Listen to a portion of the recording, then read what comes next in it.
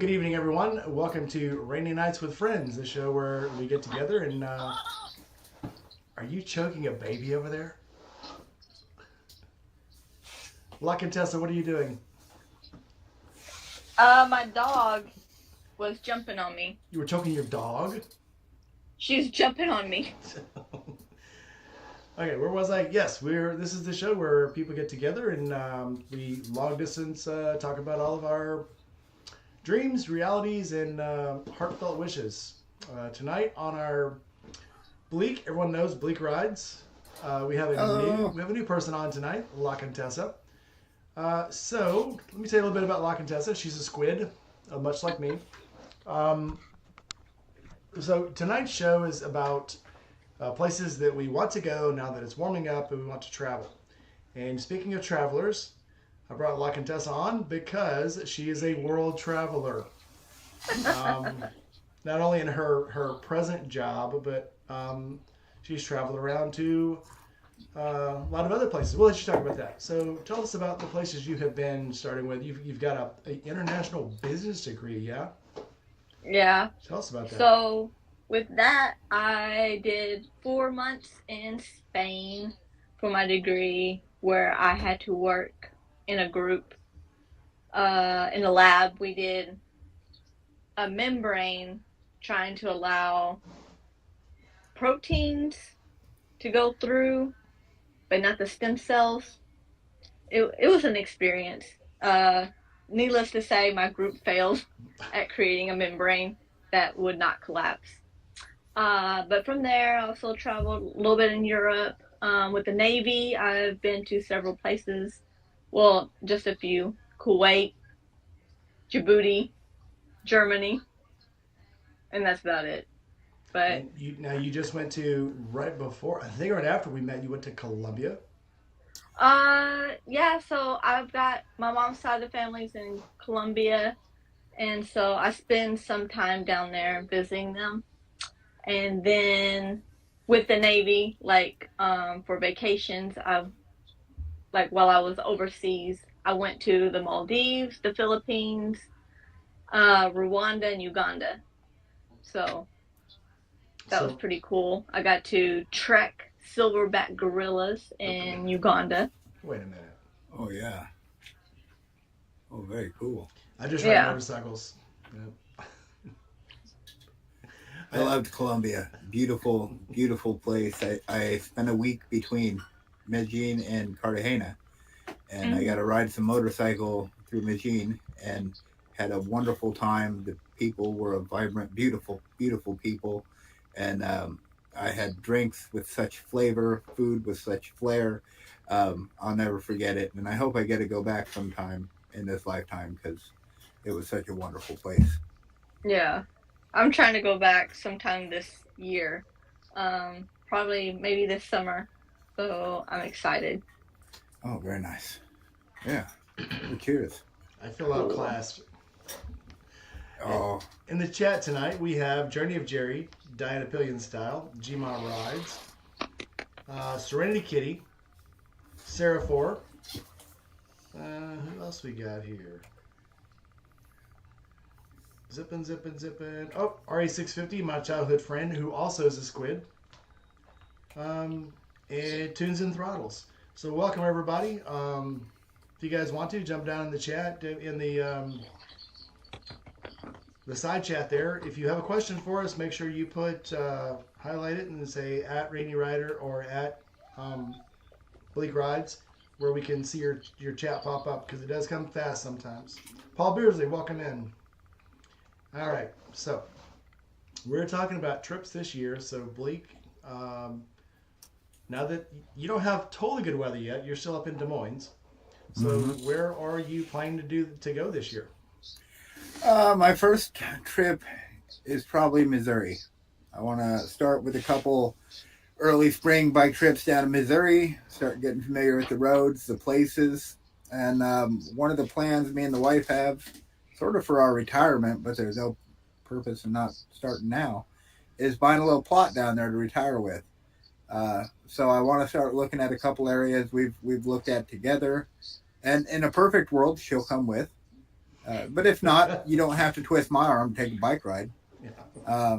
And I want to go down and look at some places. So I don't want to keep putting it on the back burner, which is something I've done for the past couple of years to pursue other trips. Right. And I'm going to do it this year and actually start taking a more proactive approach to what could be the rest of our life, you know? Yeah. So you got any place picked out of Missouri? I'm just saying because I'm only 72 miles from the Missouri border, and the Contessa there actually is literally like you could throw a rock and hit the border from where she's from. And then, of course, Cooter is right there in Poplar Bluff. So Lauren really wants to be near Branson, and I want to be near Van Buren, which is very south. So if we can find somewhere in between or one or the other, that's likely what we're looking at. Branson, I think, is a bit more expensive, even if you're trying to find something smaller. So that's sort of the top tier location. It's got a lot more touristy stuff going on during the year. I don't know if we'd take advantage of it as much, but she likes to go see the shows, the live shows and the singers and all the bands. And they have a lot of buffets. You don't have to keep me away. You know, I shouldn't say that, but it's the truth. Dude, I love it there. It's not what you expect. If you've never been to Branson and you see it on TV and it's like country music row and there's entertainment and stuff, and all of a sudden to get there you have to cross rivers and mountains and lakes, and it's like And you're down into the bottom of some, you know, and it's this beautiful little town with a rich people, and it's just but it's laid back. Nobody's doing 60 down the road. They're all just kind of Saturday, Sunday driving. It's very nice up there. Yep. Every time. So again, I'm not far from there, but we went to actually where me and you met face to face the first time in Eureka Springs. You're not far from there when you're in Eureka Springs, but all of that land back there. Again, some of them roads are pretty treacherous. They're like they're like some black diamond level back roads and stuff, but some of that is just awesome riding. It's good 34-degree turns. Fantastic, beautiful overlooks, and it's a great place to go. 10 of 10, highly recommend. Yeah. Oh, yeah. And then you get down to Mississippi, which is a lot of hills and back roads that are mostly flat, but you got lots of sweeping turns and stuff. So, of all the places you're thinking about going this year, what's going to be your highlight?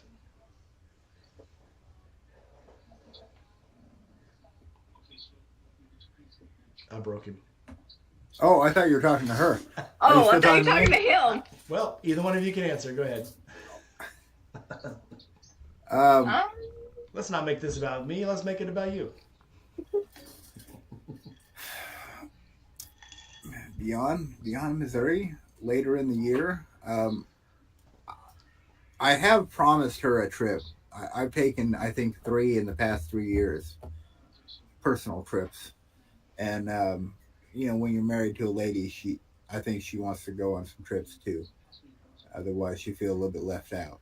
So she's brought up Vegas, or she really wants to go to the Stanley, the hotel I checked out when I was in Colorado. She'd love to spend a night there. So whether we plan a weekend, we go up to the Stanley, and we'd probably, you know, book that. It wouldn't be the bike trip kind of stuff.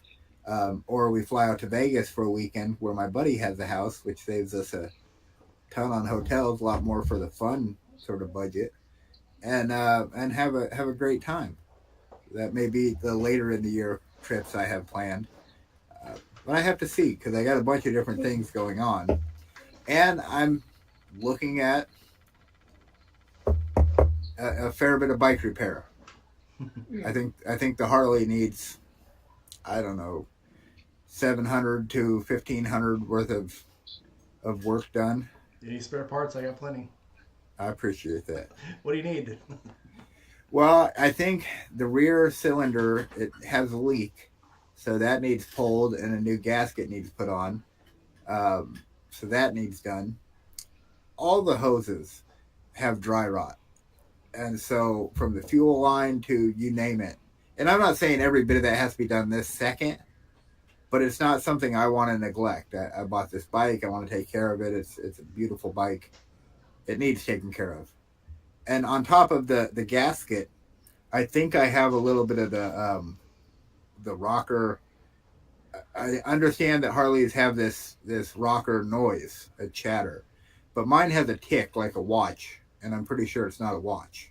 It's So the chain. It's very common in Harleys, the timing chain to be a little. And again, anytime you see one of these open primaries, you'll always see they're not string tight. They're sloppy, and they're supposed to be that way because they're chains.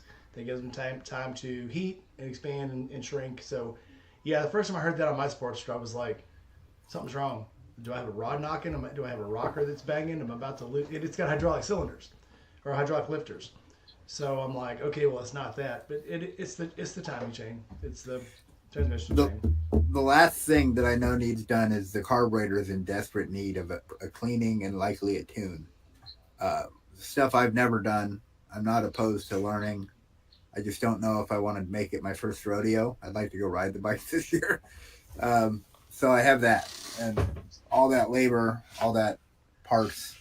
I'm not sure what it's going to run, but I want it done. I want the bike safe and sound and ready to hit the road. So we'll see. We'll see what the cards hold. Well, if you do go to Vegas, I highly recommend this. I was running. I used to work for a sign company, and I had to go out to Vegas to do UNLV's signs in their parking lot. And I went to Bob Drost Harley, and they had some Harleys for sale and for rent. And I was like, this is how long ago it was. They were $50 a day to rent a Harley. Really? And yes. So I rented I think it was a Heritage Springer. Like I said, it had to have been 24 years ago, 25 years ago. But I rode into the Fire Canyon, which is in the Valley of Fire. Called so that because when the sun goes down after all the rocks and the canyon walls get heated up, all the little mirage, are coming up off the rock, and they look like they're on fire because they're almost as red as your sweater, and they look like they're on fire. Oh, wow. Beautiful, absolutely beautiful ride. So if you go, I recommend either a morning ride or a late evening ride, and they're just gorgeous. You've got a place. I think Moab is not too far from that. So Well, it's gorgeous. even just the ride out to the Hoover, or the drive out there. I imagine the ride would be too beautiful. It's beautiful countryside. It ain't bad. Gma was supposed to be jumping on, and so was. I thought Farron was getting on too, and we're still waiting for Buck Brown to jump on. He's running late tonight. Julie Smith, we want to get you in here. You gotta get over that shyness and get in here. Yeah, Julie. Yeah, come on. You want to get your channel going. You'll never get famous if you just keep hiding. Well, you miss 100% of the shots you don't take, and yeah, you got to try. You got to start somewhere. We all do. Every one of us starts somewhere, and some of us are still there, like you see, and then some of us go on to great things. And my two illustrious co-hosts. Oh, I'm in the middle of a break right now. That's why I haven't been putting many videos out. So we're just talking about I did a job change, trying to I don't know, not rebrand myself, but just trying to figure out what I actually do want to do with my channel and all of my socials and stuff right now. And I basically decided I want to do the same thing I've been doing, change nothing. I'm just going to start I'm going to go to different spots this year. I am not going to keep going to the same places every year, burning up all my PTO in the same places. I want to see something new. So that's one of the things I want to do. I did we were talking about Lindsay earlier. I told her I did want to try to go up and get some of that Vermont syrup they got up there. Just Oh do yeah, it a different way. it's incredible. My relatives are from Vermont. They're French Canadian descent. They're my cousin Luke's grandpa Pepe used to lumberjack through the woods, cut trees down all day. I mean, legit. They have the pedigree of Vermonters, and the Cabot cheese. If you go to Vermont, you don't get yourself some Cabot cheese. You've done some kind of it's up. You're upside down. You and if you don't get look some, like you're cut from a lumberjack mold. oh me, Yeah. oh yeah, Tall, yeah. beard, ready to My smash. family, our side has a bunch of English and Scandinavian, and then me and the mom have 6% Italian, and it gives us this I don't know, real different color than the rest of our family. Kind of wild. Yeah, it works. Yeah. So, all right, La Contessa. Okay. Where are you planning this year? So besides visiting my family in Colombia, I was thinking about going to like Orlando. I want to go to Disney World and Universal Studios. I haven't been there in a while. And I was thinking maybe get with some friends and go to Las Vegas and see some shows. We were Oh, just yeah. talking about Vegas. Oh, I yeah. know! I was letting you guys talk first so I can hear Uh oh. some tips. It's so much fun there. What a great place. Oh, Steve just popped up.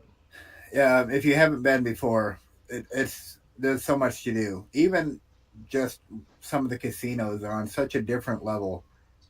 I like playing around with photography a little bit. I don't have a very fancy camera or anything like that. I just enjoy it. So I take my camera, I go to Caesars, and Mm. just try to see what I can get for some pictures. And I was blown away by the role. I had such a good time, and later thumbing through them was like, oh wow, yeah, and it just captured so much. Well, then the experiences like the Fremont, they call it the Fremont experience. There's a Mm-hmm. section of Vegas where it's just a strip, and it's almost enclosed, and it's so wild because at nighttime they have so many lights going. You will forget that on the other side of this sort of road it's pitch black. It's dark out. There's, you're at nighttime. But as long as you're walking down Fremont, you're alive and well in the day. Yeah. So that's what I'm wanting to do. Like go to Fremont, maybe see was it Circus Soleil or something Cirque like du that? Soleil. Oh, yeah. Yeah. I'd like to see that and just see what else they have to offer. Maybe hit up some restaurants, Oh, yeah. you know? There's so many. I mean, literally, the world is yours in that town. Because I wanted to see a piano bar. I really like the old school, sort of Sinatra esque, classy, bourbon and cigar kind of atmosphere. And I found that in I think it was Sahara, not Sahara. Oh heck, if I remembered, I'll tell you.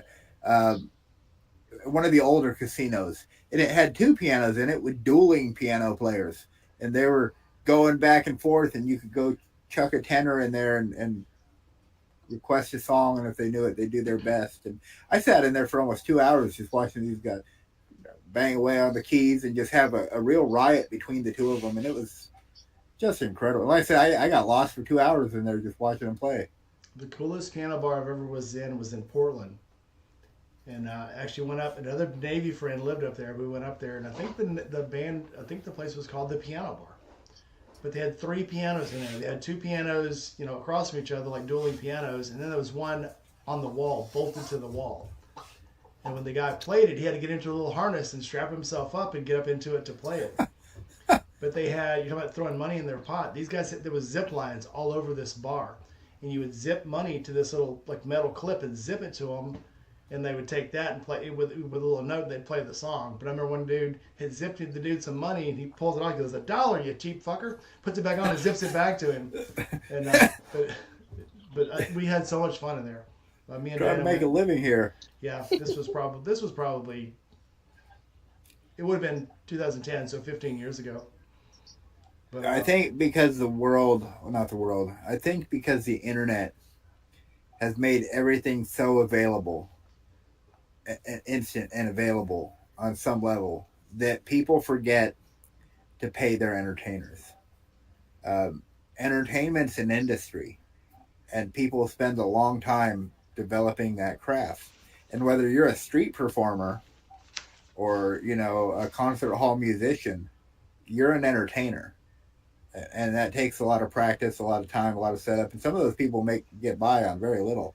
We were talking about Fremont; it'll be loaded with entertainers, and some will be out there doing magic, and then there's always some casino girls ready to take a picture with the next fella, and some superheroes, and usually there's some kind of shows going on, and they have a little jar somewhere, and if you can, chip a couple bucks in because they're out there, they're trying. yeah, I love watching street performers because I think they're so cool. Not these guys that have stereos and show up at Safeway or Kroger parking lot. Talk about the ones that are actually like real street performers. I was in New York. I was in Manhattan, right there in Times Square, and I was watching a group of street performers. I went and talked to them after their set. They said we're like a whole troupe. There's 6 or 8 of us, and I mean these guys were playing music. There's guys back flipping and front flipping and doing. I mean the whole show, and it was whatever they could take in. I think they were doing it in one part to practice and in one part to promote, but in one part to make some bucks. And well, what a great time it was. It kind of made for the experience that much more because you're already in Manhattan and there was already stuff going on. There was Darth Vader's walking down the road, and it's Times Square. There's just always people moving around that place. Later but on, to see Farron. these, Farron's ducking out. Just telling Farron goodbye. no, The first time I ever seen a real street performer was at Canyon of Heroes after Desert Storm. We went to New York. We went up to Staten Island and actually went down Wall Street. And there were actual performers on the street, and you see it on TV. Again, TV doesn't do any of this stuff because it's over glamorized, it's overpopulated. You can actually see somebody on the street, and they're surrounded by 50 people. They're just watching. I should have told Steve to jump into the chat. He's trying to talk to me on Slack. I know it doesn't do it justice. It kind of actually don't meet your heroes because it ruins it. Mm. I grew up watching David Letterman. I just thought he was a riot. My mom did not know where it came from. Why do you watch that guy? I said, because he's funny. I just can't get enough of him. He played out of the Ed Sullivan Theater. I'm in New York. I happen to be walking down a road. I'm walking past what would have been the studio that was the Ed Sullivan Theater. And it was no bigger than a normal building. It wasn't any prestigious, glamorous.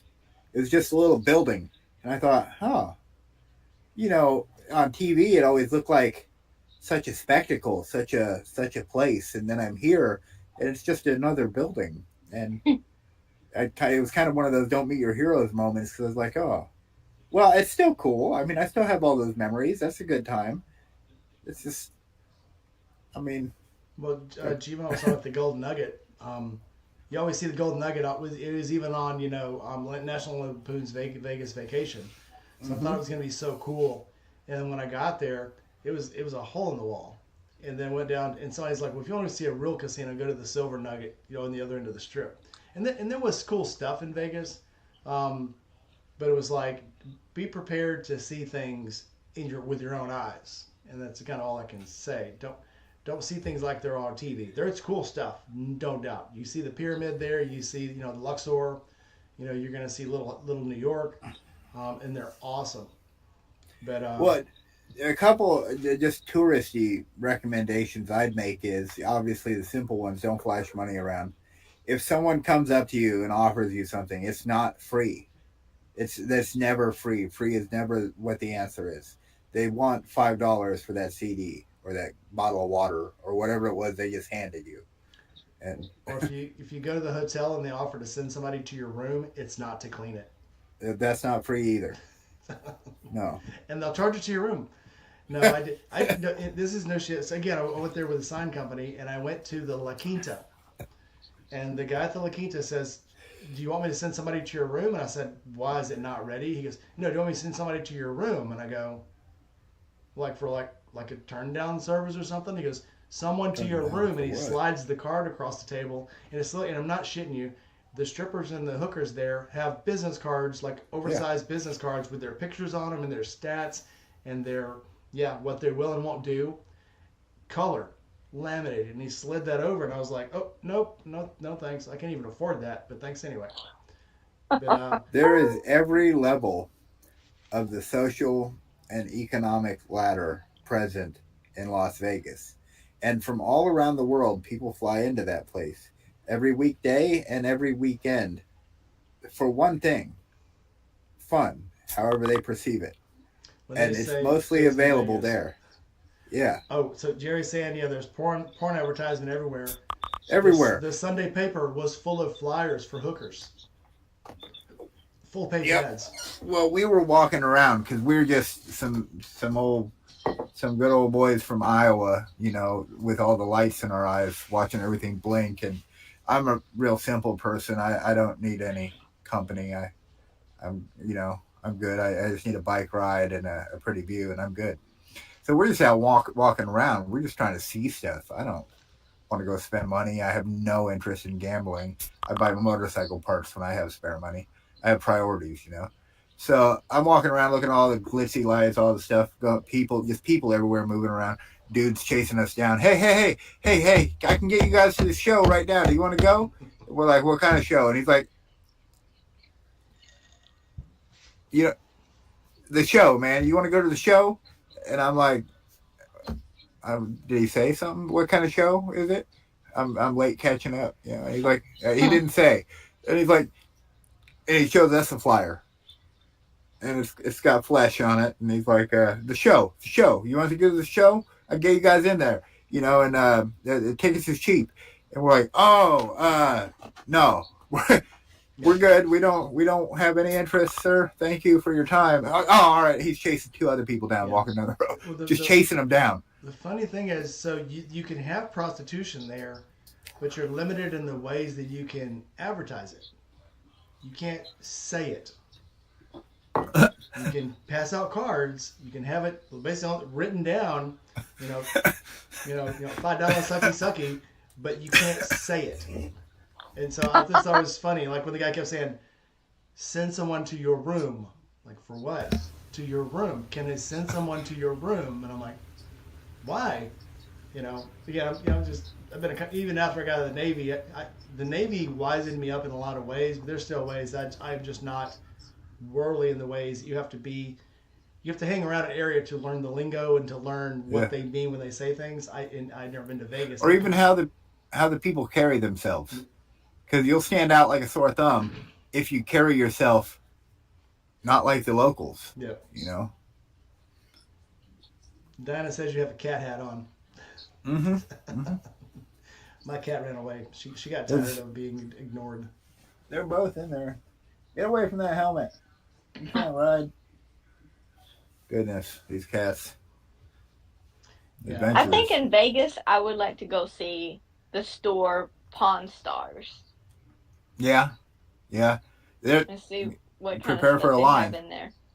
That one always. Oh, there's always a line around the corner for people waiting to get in. And there's pawn stores everywhere. That's one I would probably recommend you not do. I mean, yeah, you're probably not going to see those guys because they're doing their own thing. They'll come in for the filming and then they leave. They're not going to. Yeah, it was the same with. And I'm in Iowa. It's the same with American Pickers. Those guys are so famous, they cannot be in their store anymore because people just come in all day long not to buy stuff, but to just ask for one of the two stars or to ask for the Danielle lady, or they never get anything done. So they have to work from the background now, or if they're going to film anything, they have to go do that because you reach a certain level and then people, they're not interested in this anymore. They're interested in this side, and that's all that gets attention. So when I went to Mystic, Connecticut, Groton, Mystic Pizza was the same way. We went up there. I went up to visit a friend, and she's like, "We're gonna go out and eat." And she's like, "Where do you want to go?" And I said, "Well, let's go check out Mystic Pizza." She's, "We can drive by. We can't go in." I'm like, "Oh, why not? Is it like closed?" She says, "No." And we drove by, and there's literally a line around the block to get in, 2-hour wait list to get into this place. Now, as small as they show it on TV, it really is that small. There was literally like 10 tables in the place. And we ended up going to a Mexican restaurant instead, but it's like, you're never going to get in there.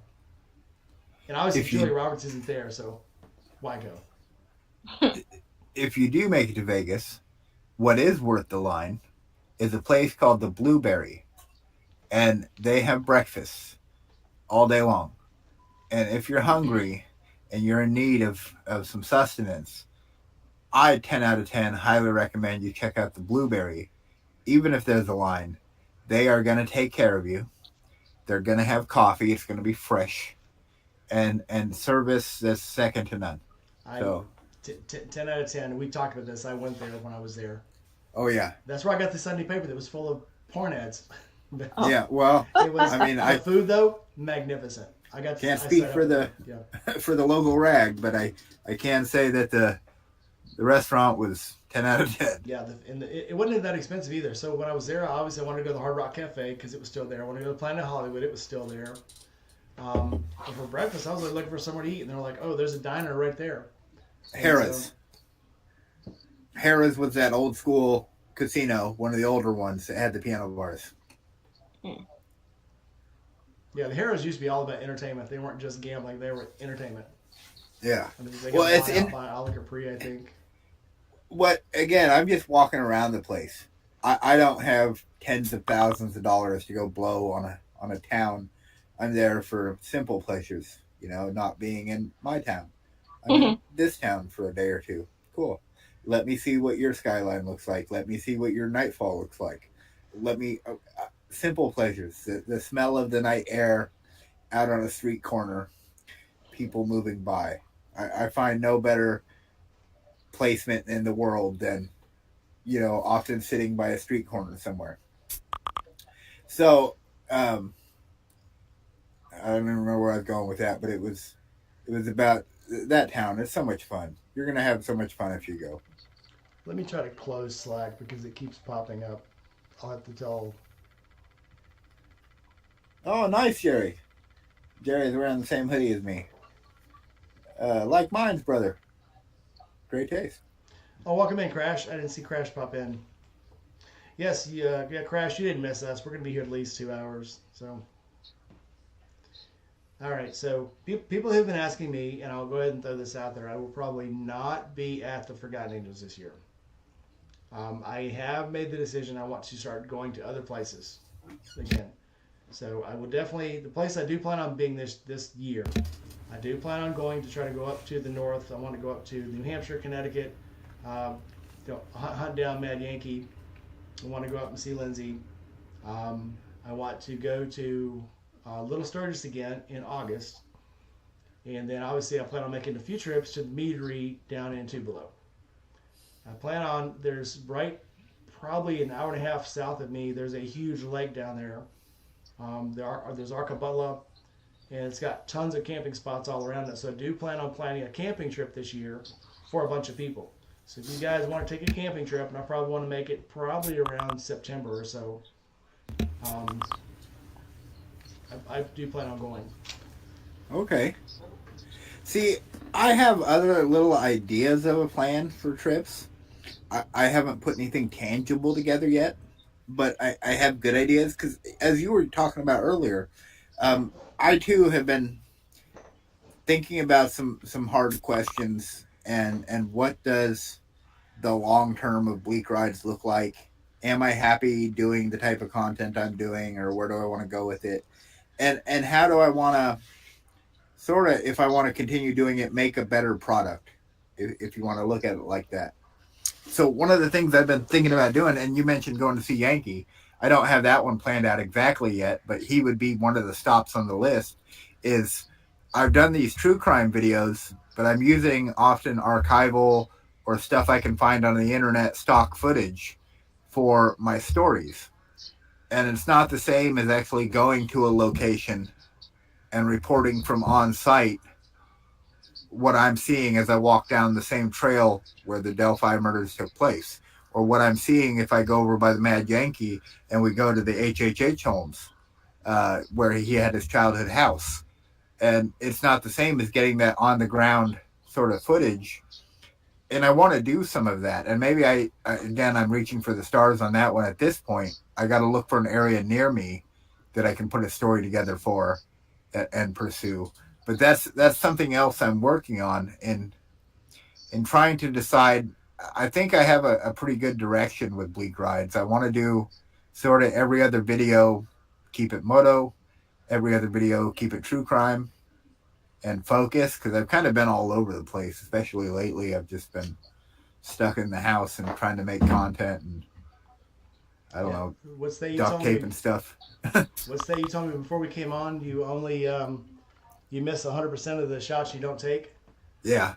Yeah. Who knew that I would have a world-class, world-renowned Star Wars actor on my show?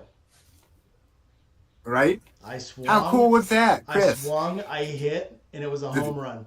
Chris Bartlett, incredible guy, Yes. incredible guy, and from a fabrication standpoint, from the costumes he hand makes, what a guy, just man, and he rides. He rides. And he rides. And he rides. And he not only does he ride, he does these dress up. So when he did the gentleman's ride, he has an old 50s or no, a 30s Harley. So he dressed up in the old milkman pants, knee-high boots, you know, gas station cap, you know, attendant cap, white shirt, leather straps, you know, went all out to do the gentleman's ride. He's an actor. He's a costume guy. He lives it. So cool. You know what I'd say about him? We need more people like him, and there's a very simple reason why, and it's because he's a role model.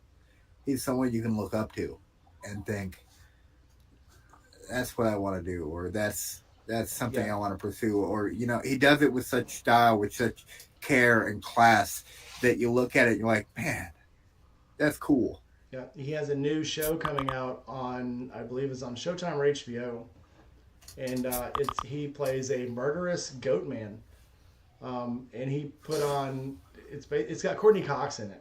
It's got a lot of Murderous stars. Goat Man? Yes. I'm listening. He is murderous. You have my attention. And he tells this story. He just put it out on Instagram, on his Instagram page, or maybe his Facebook.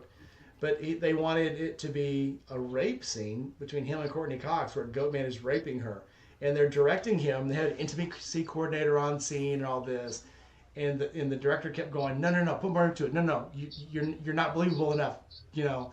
And here he is with this goat mask on and this furry suit on and stuff, and the director's like, okay, that's good. Yeah, that's good. Yeah, just do that again next time. And he's like, which part?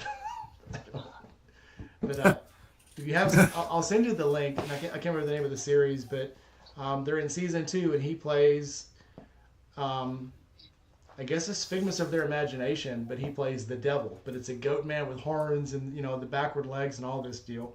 I'm gonna have to look it up. But yeah. Long story short, who knew I would get that guy on my show and interview him? And not only would I interview him, he actually had fun, and we just kept going. I think it was probably one of my longest interviews. It went almost 3 hours long. Yeah. Because I didn't want to stop, and he was having fun, and he wasn't stopping. He's an actor. That's what he does. You know, he was in the mood. He was in the scene. It was great. Long story short, swing. Swing whether you think you're going to miss or not. You never miss. You never miss if you swing enough times. Well, and I started riding, right? And I have a couple of friends. They don't ride as much as I do. They ride sometimes when they can.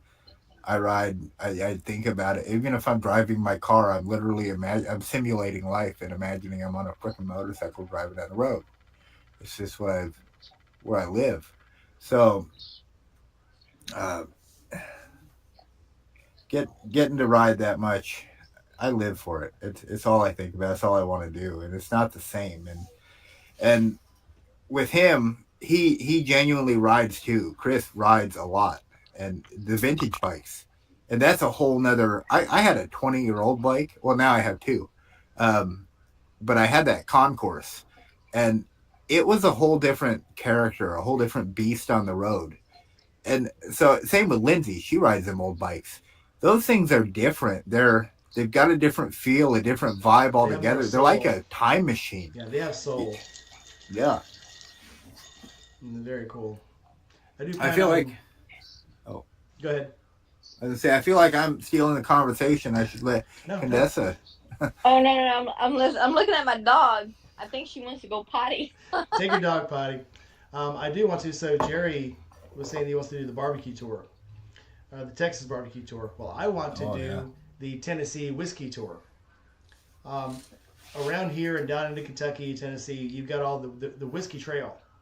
So you've got Jack Daniels, which I've gone to like 3 or 4 times now. But you've also got Jim Beam. You've got TB Booker, right in Jackson, and then you go north. There's a whole lot of little whiskey places, little whiskey distilleries. Okay. So I want to make that tour in India, make videos, make it worth their while, make it worth my while. Mm-hmm. The crazy thing is the Jack Daniels tour, we think it was like almost $100 a person to take. Yeah. The TB Booker tour, I think, is like $20 a person. Oh, nice. So it's a smaller distillery. Jack Daniels now they're in bed with Harley. They're in bed with Indian. It's almost become a show tour. Yeah. So the tour is entertainment all in itself. Worth it. They have a big museum. They have very good tour. 100% endorse it. These other places, it's a distillery, and you have just as much fun touring those places as you do. Jack Daniels. They just don't have the history, and Jim Beam does have the history, but it's I guess they just sell it a little bit cheaper because they want you to come see it. I guess I'm not sure. Either way, long story short, yes, I want to do the whiskey tour. They call it the Whiskey Trail. Nice. So I do want to do that. There you go. Where is that at? Contessa, you want to do it? Sounds interesting. The first one is in Jackson, Tennessee. Of course, there's also a meadery down in Tupelo, Mississippi that I've gone to now 3 times. Well worth it. You go down there, do the tasting. It's awesome. And then Jim Beam is up a little bit north of Nashville. So it's not a one-day trip, that's for sure. This is like a week-long trip to do this, but you've got time. You got a nice car. Let's go. I guess I could put some miles on it. Put some miles in that car. My cat is Yeah. biting me. She wants attention. Hold on. Come here, jerk. Oh. Say hi, little animal. Hey, kitty, kitty. Oh, Yes. yeah. Here's me and my dog. Oh, look there. Little runt. Yeah. Yeah. Mine's upstairs. She's a scaredy dog. She won't come down the stairs. I don't know why I'm getting all these Slack messages. I've never got these before during a live stream. Steve's on fire tonight. They must have a new shipment coming in. Yeah. They just put out, I think, my favorite to date commercial. And, I made it a fair couple attempts at doing some Indie Ridge content. And I know I was never going to reach the level that I was trying to shoot for. And then I seen it today. And I don't know, maybe it's a couple day old even. But it's I think Steve riding, and you just keep cutting to the boots. And it's all these like corners and straights. And it's like a cruiser, and you just keep cutting to the boots. And it's dynamic, and it's got a lot of movement and a fun song or beat to it. And I was like, oh, man. That's what I've been trying to create since day one. Home run. Nailed it. Oh, whoever put this video together, 10 out of 10, 100% home run. I can tell you who did it. Okay. she does most of the stuff for him. She has a 360 on. She'll put the 360 on Steve's bike, and then she'll cut it up and make little shorts out of it. Yeah, that one was... I mean, they've done some fun stuff, and they've done some playful stuff, I think, in the parking lot. A lot of sitting on the bike and kind of showcasing the boot, as you'd expect from a brand. But the ones that really, like, draw you in, the ones that really sort of take you along, are the ones that you can put yourself right there in the seat, or in the saddle, and sort of do some mental projections of, yeah, that's me going down the road. And at that point, you're kind of like, it's not that I don't want the boot. I need the boot. I need this now.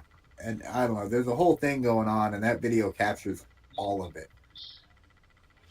I like watching a commercial, especially this one, that when you watch it, it makes you hungry. You stop breathing. Your mouth pops open.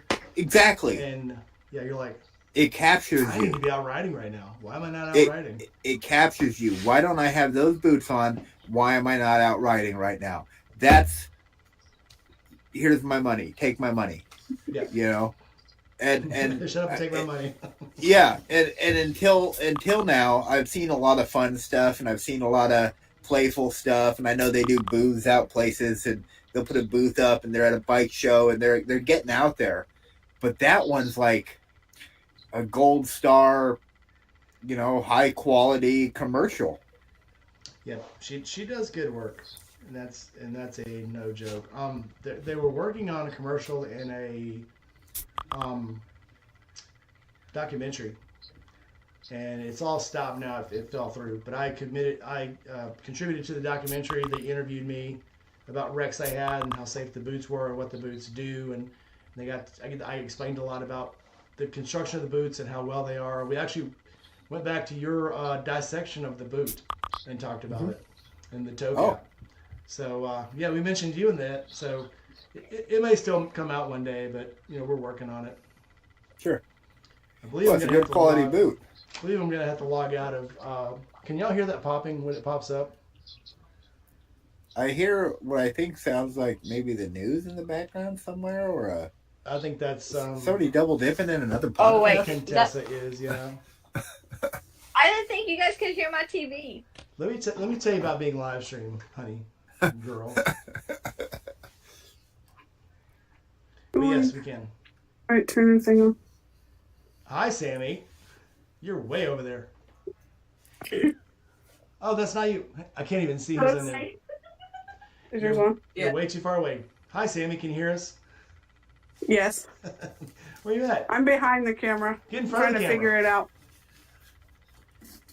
Well, it's on. I can tell you I'd this. say It's you're- working. Yeah. You're 50% there, and you have sound, so you're 75% You just there. have to get on the other Oh, side yeah. of the camera. Yeah, that's the only part missing.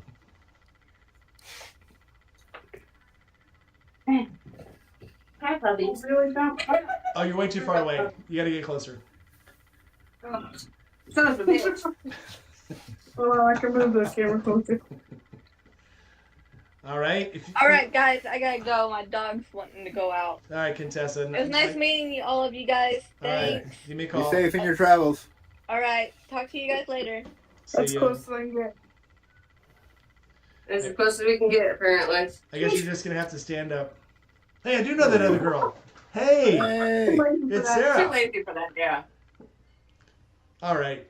So we can see you pretty good. All right, ladies and gentlemen, may I present Sarah and Sammy.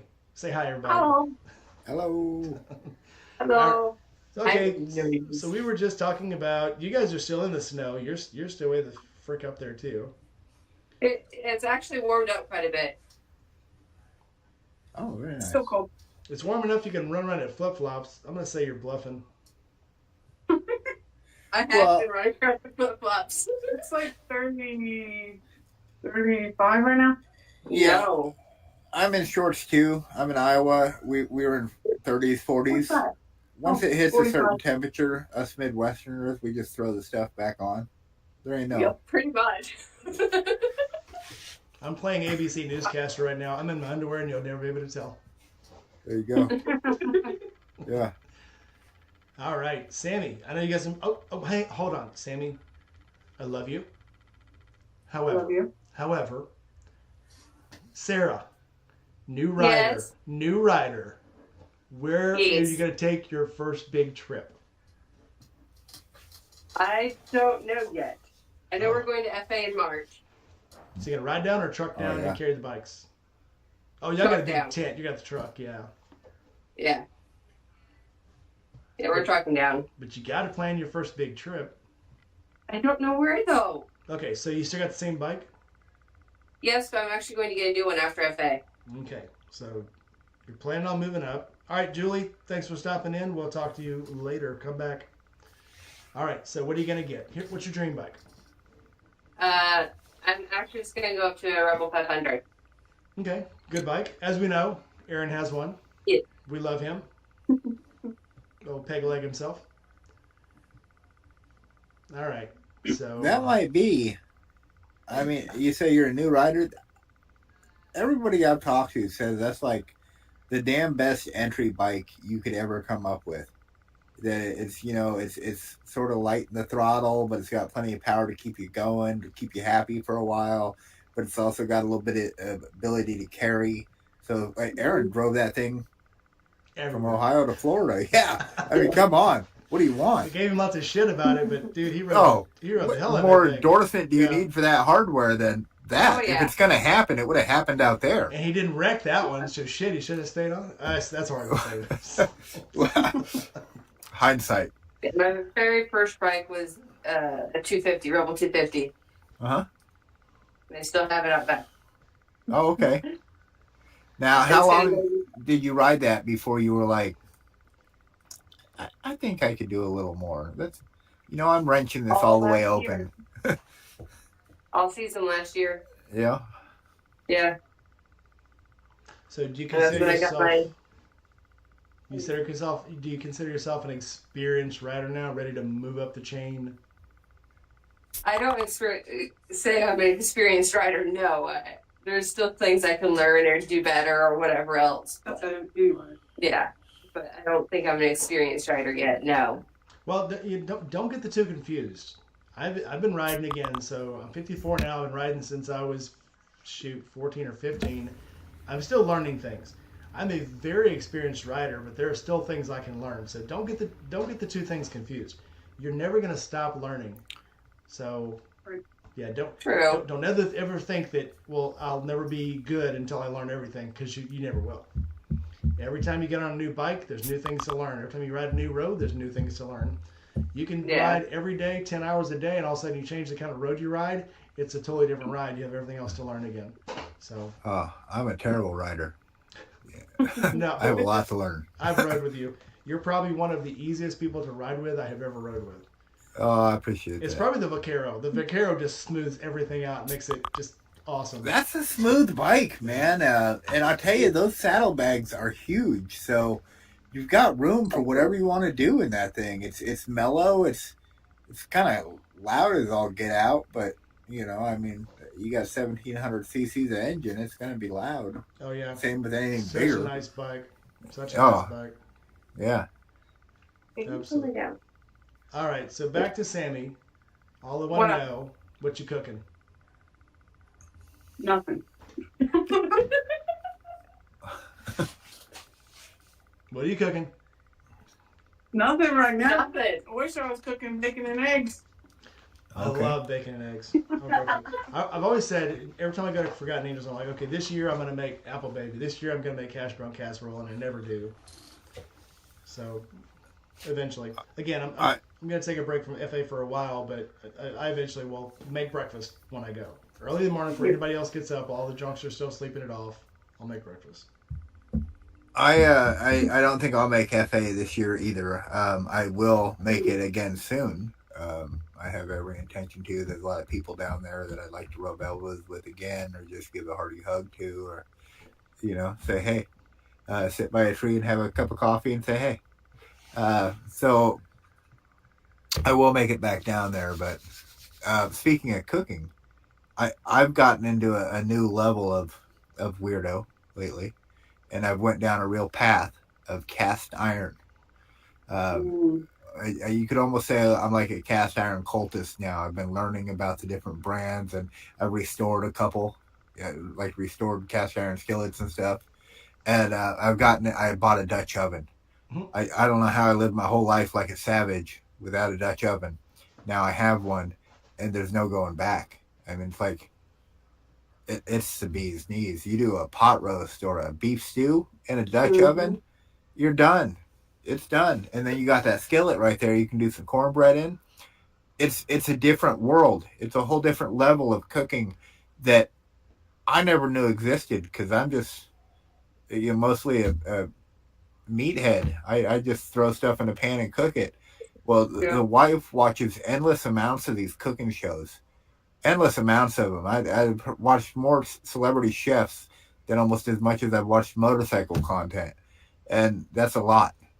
And so at one point I was sitting there and I was like, man, I really want me a steak, but I don't want just any old steak. I don't want no basic steak. Man, I want some like caramelized onions on that steak, and I might want some little chopped up scallions. I don't know, what's the person want on their steak? And these are the thoughts I'm sitting on my couch having. I'm like, what the hell did you do to me? I'm looking at her like, what is going on? So now I'm in the store. I'm out at like old farms and stuff. Like, what kind of cast iron you got, old John? Yeah. What do you want for that? Is that a BSR?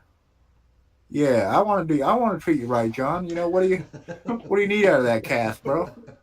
I'm gonna redo it. It's gonna get a new life. Yeah, it's going to a good home.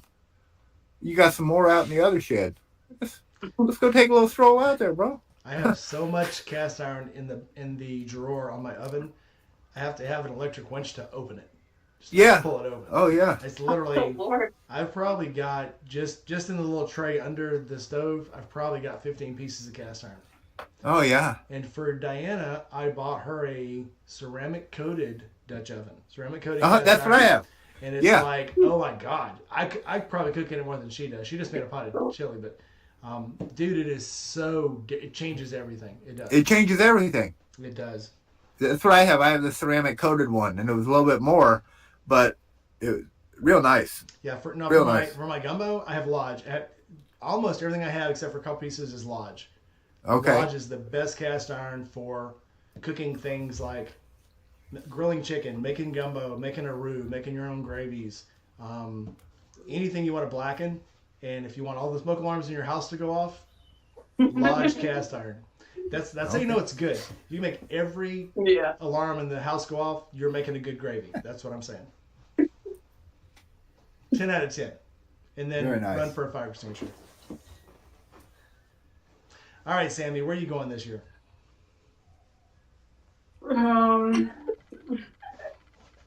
Forgotten Angels is the only thing I have planned. I'm living life on the edge of the seat. I have no idea what's going on right now.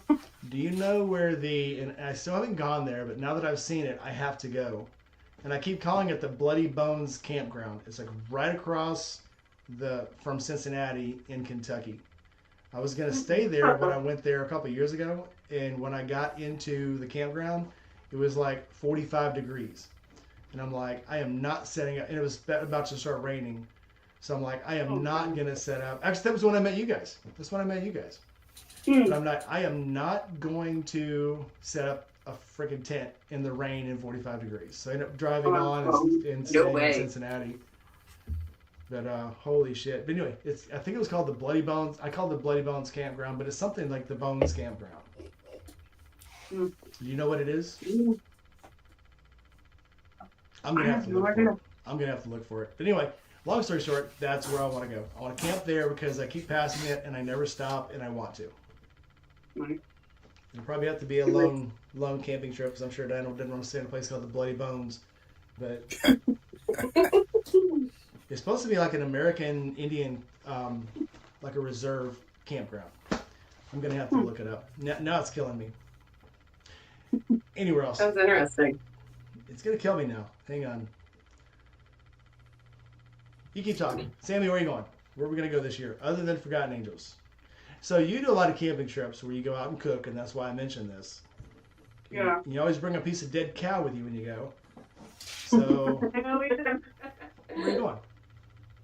I don't have anything planned. I definitely am hoping to get out this year, but I don't have anything planned yet. Okay. Yeah. If you could go anywhere, where would it be? Oh, I would like to go out west, Somewhere warmer, somewhere mountainous. somewhere warmer. I would love to go to Yellowstone National Park. Oh yeah. Maybe Yellowstone too. I'm on a bike. I don't know. I want to ride the zoo. Sure. Gotta get my bike fixed first. Yikes. So what's Gotta do wrong that. with your What's wrong? bike? I don't know. It won't start. Well, that's a problem. Well, I think hope it's something simple. probably something wiring ish because we changed the stator, we changed the starter, got a new battery. It half-ass started when we changed the battery.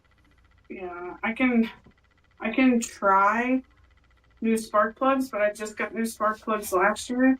So that's a cheap way, so I can try that, but I don't really know what else. We Road changed trip. the gas, Come and fresh fix gas. Come on over. it. All right, Sammy, you wouldn't stay at this campground. What campground? You wouldn't stay at this one. It's called Why? it's called the Big Bone Liquor. Oh God. Nope. It's called Big Bone Lick. This is the real name. How I got bloody bones out of that, I have no idea. Probably because, well, okay, to be fair, I had been driving since probably 7 o'clock that morning. Had to drive all the way from the south of Memphis, all the way through most of through Nashville, up through Kentucky, through like the Florida Valley, fucking beautiful. But then by the time I got up there, I'd probably been on the road and traffic jams for about 14 hours. It was almost like 9, 10 o'clock at night. I was tired, and when I saw the sign, you know how you see words sometimes your mind just makes up the word for you. It makes sense. Yeah. Bloody Bone Campground. Yeah. Well, I tell you what, I'd buy a T-shirt if it said I got bloody bones at what was that campground called? Bum Lake Campground. I got bloody bones at Bum Lake Campground. I'd buy that shirt. People would ask questions too. In my circle, they'd be like, "What's that shirt you're wearing?" Yeah, I can see that happening. No, hell, I'd say there anyway. Okay, there are a bunch of other ones up there. There's Lebanon KOA, which that's not as fun. Miami Whitewater Forest. That's whitewater rafting. Sammy, that sounds like a you thing. It sounds like so much I fun. love whitewater rafting. Nice. Indian Springs Campground. Oak Creek River Pines. Great campground on the river. Rafting and canoeing available. Yeah. Oh yeah. That sounds like a drunk time. Cool. I mean, that sounds like a good time. Mm-hmm. All right. Who else we got in the crowd? Gma, you can jump in anytime. You're here, so you might as well jump in. I see Dee was talking about she got mini cast as well. Hell yeah. So my best friend Kelly, big time cast guy, has everything. Has cast to set his cast on. I mean, fancy little doodads that look like old knotwork. I don't know, cast to set on cast. Mm-hmm. And he's got pans for making little muffins and scones and all kinds of. Sometimes he'll bring over little pieces, and I'm like, that's where I knew. I was like, I'm living like a savage because this man would bring over food to my house that had flavor, and I'm like, Lauren, you know, we got to figure out a way to kidnap him. We got to prepare a little place down in the basement. He lived with us now. You know, you just cook us food. A little There's no stove problem. Yeah. So we went to clean out my parents' house, and my mom had so much cast iron in there, and I had to be selective about what I picked. I don't think I got like 2 or 3 pans, but it was like there was so much in there, and I'm like, this is where I got the. Granted, she couldn't cook with it, but she had a lot. So, but maybe that's why I learned to cook because anyway, childhood trauma. Anyway, next. You all right, Sammy? Yeah, I'm just trying to fix my mic. Oh, you're way clearer now. Holy smokes. It's because I realized that I had it pointing up. Now it's pointed down. Oh yeah. Makes sense. Yeah, your That's what audio she said. just went. Works better when it's pointing up. Wait, not you. You didn't say that. You didn't say that. Sarah said that. You said that. I did. Always. I give her shit. All right. Any big plans at all, Sammy? I'm trying to draw this out of you. No. Not at all. What's on your shirt? Let me get something out again. What's on your shirt? National champions. Buckeyes. Oh, I was trying to read it. Okay, I just realized it was reversed. I'm like, what does that say? It's reversed. Gotcha.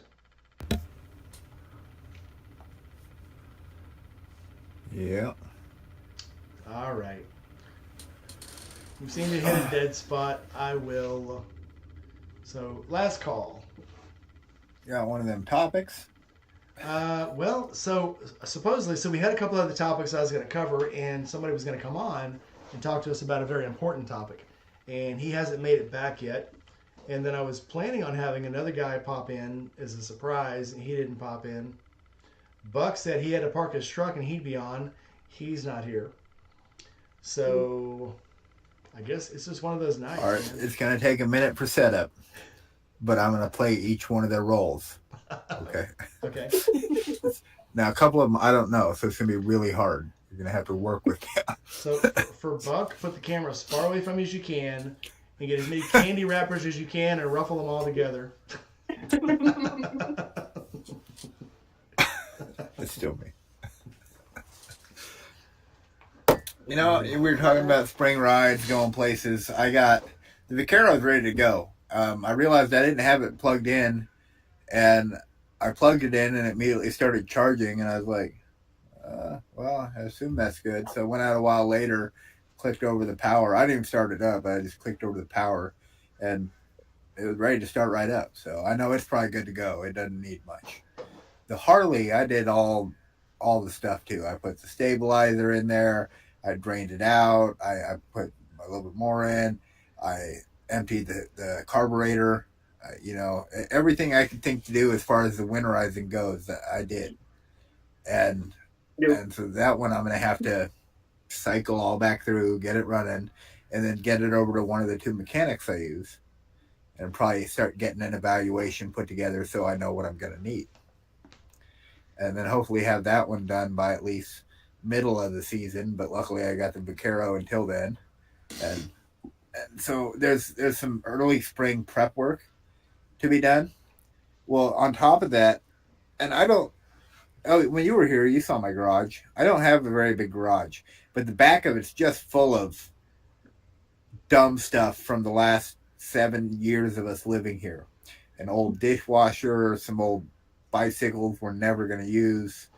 I'd like to put our nice bicycles in the garage where there's room. We will use those again, you know, a bunch of stuff. So I'd like to get my garage sort of rearranged, because eventually I'd like to buy a decent toolbox. I have one that was a hand-me-down from my aunt, and it's seen better days 2 decades ago. You know, so I'd like to go up to the old Hazard Fraud store and get me a damn decent, something to be proud of, kind of a toolbox.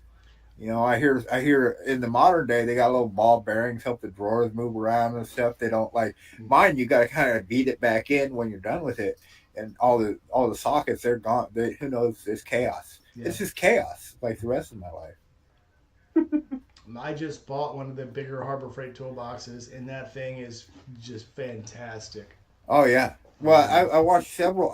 For anything I do anymore, I watch several breakdown videos, and dollars for dollars, the Harbor Freight stuff's competing with stuff 3 times out of its weight class. Oh yeah. Which, the one video was about these little goofy toolboxes that you can't even necessarily keep anything in, or they're for the one guy was putting pocket knives in them for crafts. He's like, yeah, you know, he's like, I got this one's a Snap-on, and this was $70, and it doesn't have the rollers, and it doesn't have the drawer stops, but it does say Snap-on, and then this one was the Northern, and then this one was the Harbor Freight, and the Harbor Freight beat every one of them.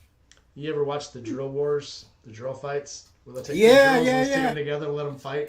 Couple impacts, battling it out. Oh yeah, whose chuck will break? Yeah, and the Harbor Freight. Was it the Earthquake? Yeah, those are fantastic.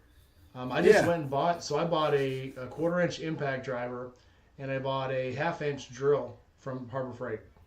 And they're fantastic, dude. I fucking love them. I took them out to a job site, and the guy's like, "Oh, all I use is Milwaukee, you know." And I'm like, "Well, I can't really afford, you know, this, so this is what I got." And we took it out on the site. His drill kept dying and wouldn't push the self tappers all the way in. I put mine on. I went to run it the first time I used it, and it snapped the head off of the bit. And I was like, "Oh, well, maybe I'm gonna run a little slower." And so these self tappers, he kept snapping them off. And I'm like, "How about I just start them with mine? You can try to finish them with yours." And he still couldn't get them all go all the way down. But I'm like, I think mine's better than yours. Yeah, but they're powerful, dude. They don't play. Well, a lot of that stuff comes from the same factories that your fancy stuff is made at. same clamshells, the works, different internals. Yeah, they look No, exactly. you don't have the chunky switch. You know, you spend the money on Milwaukee, yeah, you get a real chunky, clunky switch. You can feel it. It feels robust. It feels sturdy. You know, it feels like if you drop it, you can pick it back up and work again. Um, Often, I feel like some of the Harbor stuff I bought has a little bit more flex in it, as far as like plastic clamshells specifically. The tools have all been just fine. I bought a giant crescent wrench. I bought a whole set of wrenches, sockets. I recently bought a digital torque wrench so that I could do real low settings, because the big clunky clunk I had, it was real hard to get actually kind of below 20 to read. You're at the very end of the wrench there, and you know usually that's right where I leave it unsprung. And even just twisting it slightly, I think you immediately go past 10. And so the torque on my oil bolts is 13, and the torque on the oil filter is 14. And so to even line that up on my old big one, it was nigh impossible. And that little, I spent some bucks. I spent like $120 on that digital one. Oh man, it's the bee's knees. It was worth every penny. Yeah, I got a smaller one because like my brake bolts and my skin bolts on the BMW are like 7 inch-pounds. So I got the 1/4 inch for those. Yeah. But yeah, and then my the torque on the back hubs is like 60 Newton meters. Okay. So I need the big one. I need the 1/2 inch drive for that one, and I use a 1/4 inch drive for the inch-pound stuff. Well, I feel like all of this has been driving us to one thing. Buy How more is tools? Gma doing? Yeah. Hey. There's my sister. Hello. Can you hear me okay? Hear you Oh, wonderfully. wonderful. Perfect. I wasn't sure if these things were charged up even anymore. But I'm doing fine, thank you, Blake. How are you tonight? Oh, I'm well. Better now I've seen you. Oh, I've been here. It's just I had my 11-year-old granddaughter here, and somebody else is just my other grandson has moved in with me. He's 30, and we're still kind of like getting the logistics down of, you know, in and out, and yeah. And so, yeah. Family.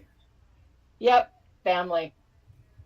It was Family. monumental. He changed his own battery in his car yesterday. Oh, Yeah. man. Yep. I got the nephew. He's young. We had to go. I got a call from the mother-in-law once. Said, can you come help us with a battery issue? I said, a battery issue? She said, yeah. And we're trying to get the battery out, and we're just not sure what's going on. And so I go out there, and there's a couple bolts, and I'm like, nephew, you Yeah. can do this. Yep. And he's like, Yeah. he's kind of shaking his head. Yep. Yeah, cool. All I actually did was hold the flashlight and, you know, provide a couple of tools, and he got it done. Yeah. And the upshot was tomorrow I need to get into the battery on the Road King, and he's like, well, you want me to help you? I was like, yeah, actually I do. Actually, I There do. you go. You know what's funny? So the Harley, I for all this time I kept saying I'm going to put lighter oil in it in the winter, and I finally Yeah. the battery is just shit. So I put 1540 in it, and I Yep. literally touched the freaking starter and it just shot right over. I did not know Isn't it that was amazing? that big of a Yeah. difference. It's insane. Oh, yeah. Yeah, I didn't do my transmission oil. Because I Yeah. thought it was the same oil until I went to read the thing and it said it has to be Harley transmission type E1FG HQP Yep. blue bird nuts flavor whatever. So I will go just because it's transmission and I haven't used it. I'll probably find an equal one later, but I'll go to Harley, get a quart Yep. of their transmission oil and do the change Yeah. on it. But yeah, the Harley battery is just about dead. That's the third battery I would have put on this Harley. It's only a 21. And Oh, then yeah. The BMW I've had since 2019, and the battery just now is getting weak. So it's like, Yeah. what the hell? So Well, this is totally my own fault that this battery is dead because, you know, I just bought this bike and it was summer and I'm riding it every day or every other day anyway. So I was like, oh yeah, I'm going to reach in, I'm going to pull out the battery tender plug when we had that last freeze, and I'm going to just plug it in. Well, there was no tender on it. So, so then I was like, okay, I'm just going to fire it up every day. I missed one day. Dead in the water. Oh, my tender stopped So- working on the Harley. I had to go buy another one. I had Yeah. a battery tender brand, and Yeah. it just stopped working. And I didn't know it. I'd go out there and it'd show a green light. I'd go to start the bike, and the bike would go, "Roo, roo," and then all of a sudden the yellow light would come on. I'm like, now you want to charge, really?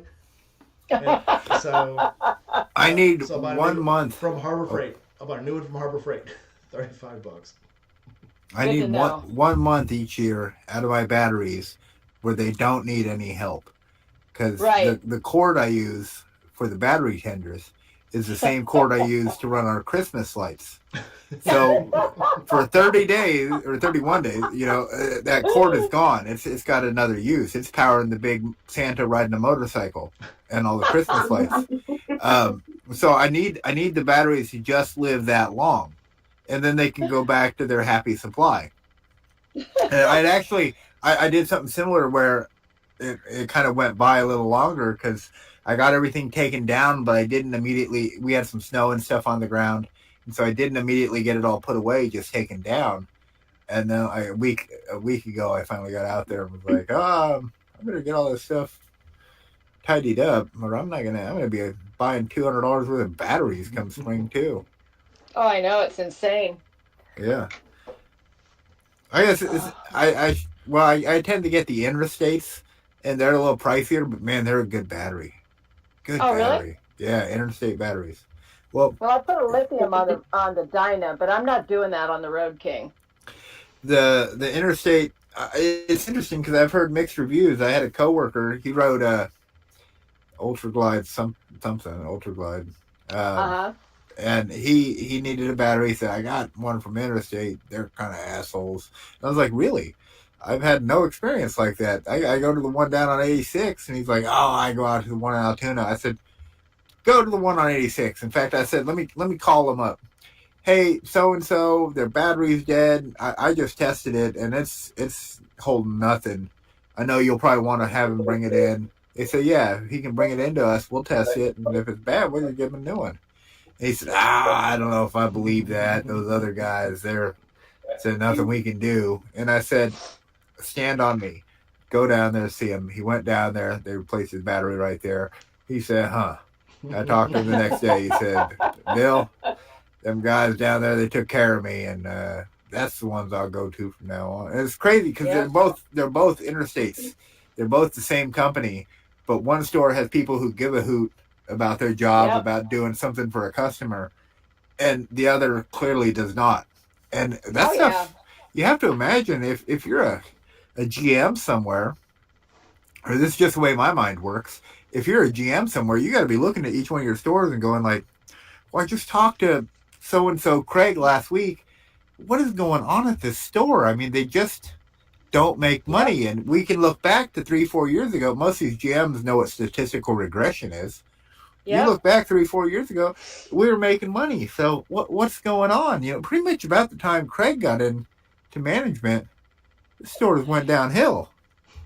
Have you seen that sitcom called Tires? No. No.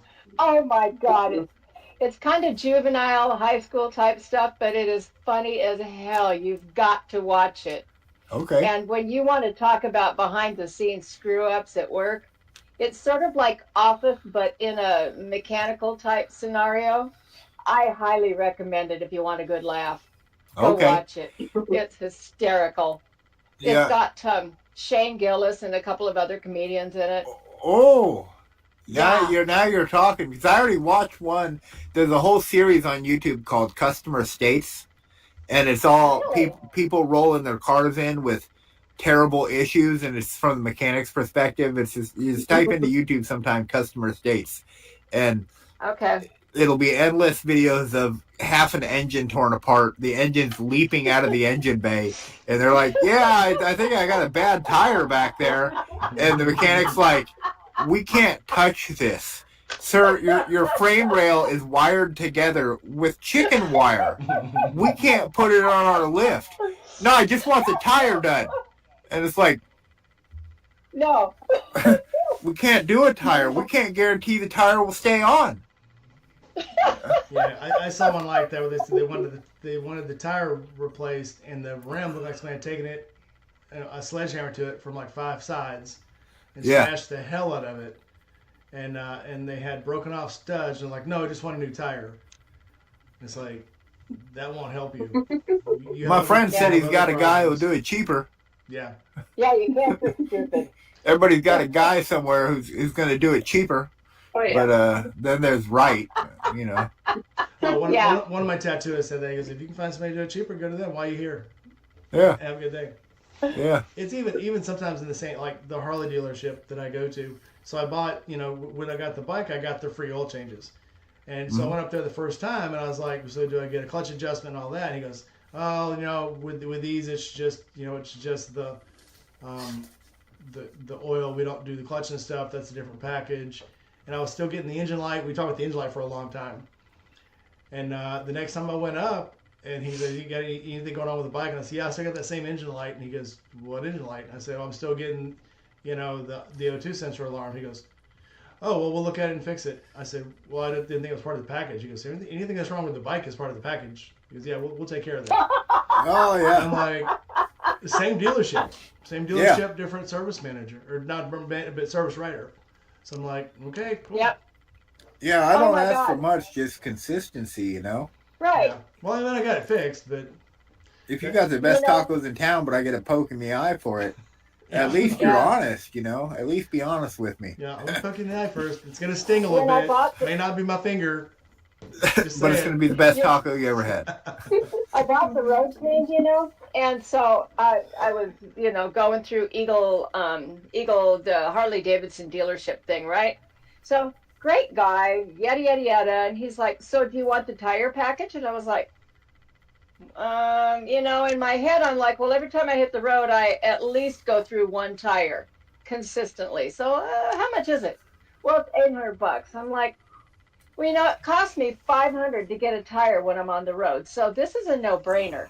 So I'm like, okay, sign me up. And so then the guy's, okay, here, this is what you do. I'm like, okay. He goes, keep an eye on your tread. And when you're traveling, when you get down to a certain amount, keep a nail in your pocket. Just nail it, roll into the dealership, and play it on the warranty. Yeah. There's people out there playing 4D chess. Oh, yeah. I love it. I was like, fucking perfect. Because, man, I rolled through some tires. Oh, yeah. I don't know how. Right. I won't tell anybody. Yeah. Okay. Right. I'm not talking to nothing. But, yeah, the Road King goes in on the 22nd for some work. Yes. Yeah, I'm Prayers. super excited. Yeah. Prayers. I'm Thank so you. happy to be Oh, back on a it's going to motorcycle. get a stage 1 Oh, very nice. pipe. Get rid of the factory tune. Yeah. I know they say all surgeries are, routine, but Yeah. I had mine in for a handlebars. The tank got damaged, and Oh.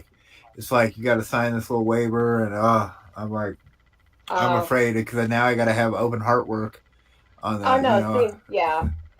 My mechanic, their shop is just around the corner from me, and I've known him since he was in grade school, and his mother's my best friend. So I get the service when I go up Yeah, there, leverage. and it's wonderful. Yeah, I mean, I go there and I walk in, and you can't go to a Harley dealership and they walk by, they look at your bike, and they'll touch something on it, and be like, And David never says anything to me, but he'll walk back, get it to him, go back, adjust something, stop and play with it, walk away, smiling and nodding his head, and I'm like, okay, That must have been You know? eaten done. Mhm. Heck yeah. yeah, that was, I always get that kind of service. I take it in before I travel. They do a safety check on it. We talk about what we're doing and where I'm going and what service I need when I get there and how much shit I'm going to catch when I get home if I haven't had said service. So, yeah, You listening, Yep. Sarah? yeah. Huh? Hi, Sarah. Hi. You're a new rider, aren't you? Yes, I Are you a new am. rider? Did I? That's wonderful. Congratulations. Thank you. I'm glad to hear that. So, Sarah, have you had any shit moments yet? No. Other, Actually, I other than haven't. riding to breakfast with everybody, which was, I'm sure, Sammy's Okay, fault. maybe I have. But You absolutely have to. Maybe I have. Not lie. I will say this: that was not your fault. So, and Gma can attest to this. Usually, when you have a new rider out, you have some guardian angels on that rider. Yep. They left you Yeah. just high and dry, and they shouldn't have. Yeah. Because even up to a year, whoever the newest rider is, sometimes we baby them too much, maybe. But when somebody's not sure about the being on the bike, you always have somebody watching them. So Yeah. we won't do that again. I promise you. I appreciate that because I could not ride my bike home after the breakfast. Oh, I'm sorry. She was shook. I don't know if you went, Gma. She was shook.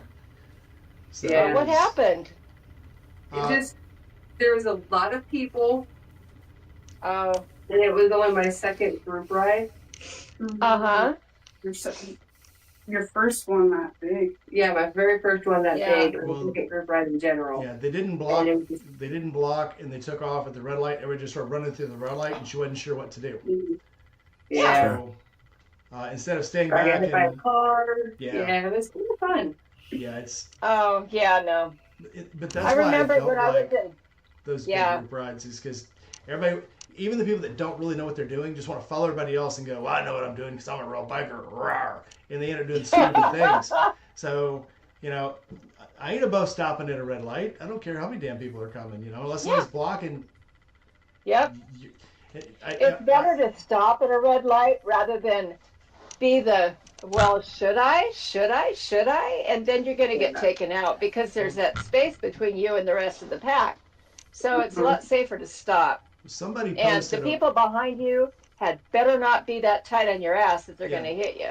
Yeah, somebody posted a while back. There was some kind of ride going on, and the dude gapped, and I'm talking like he gapped like 100 feet.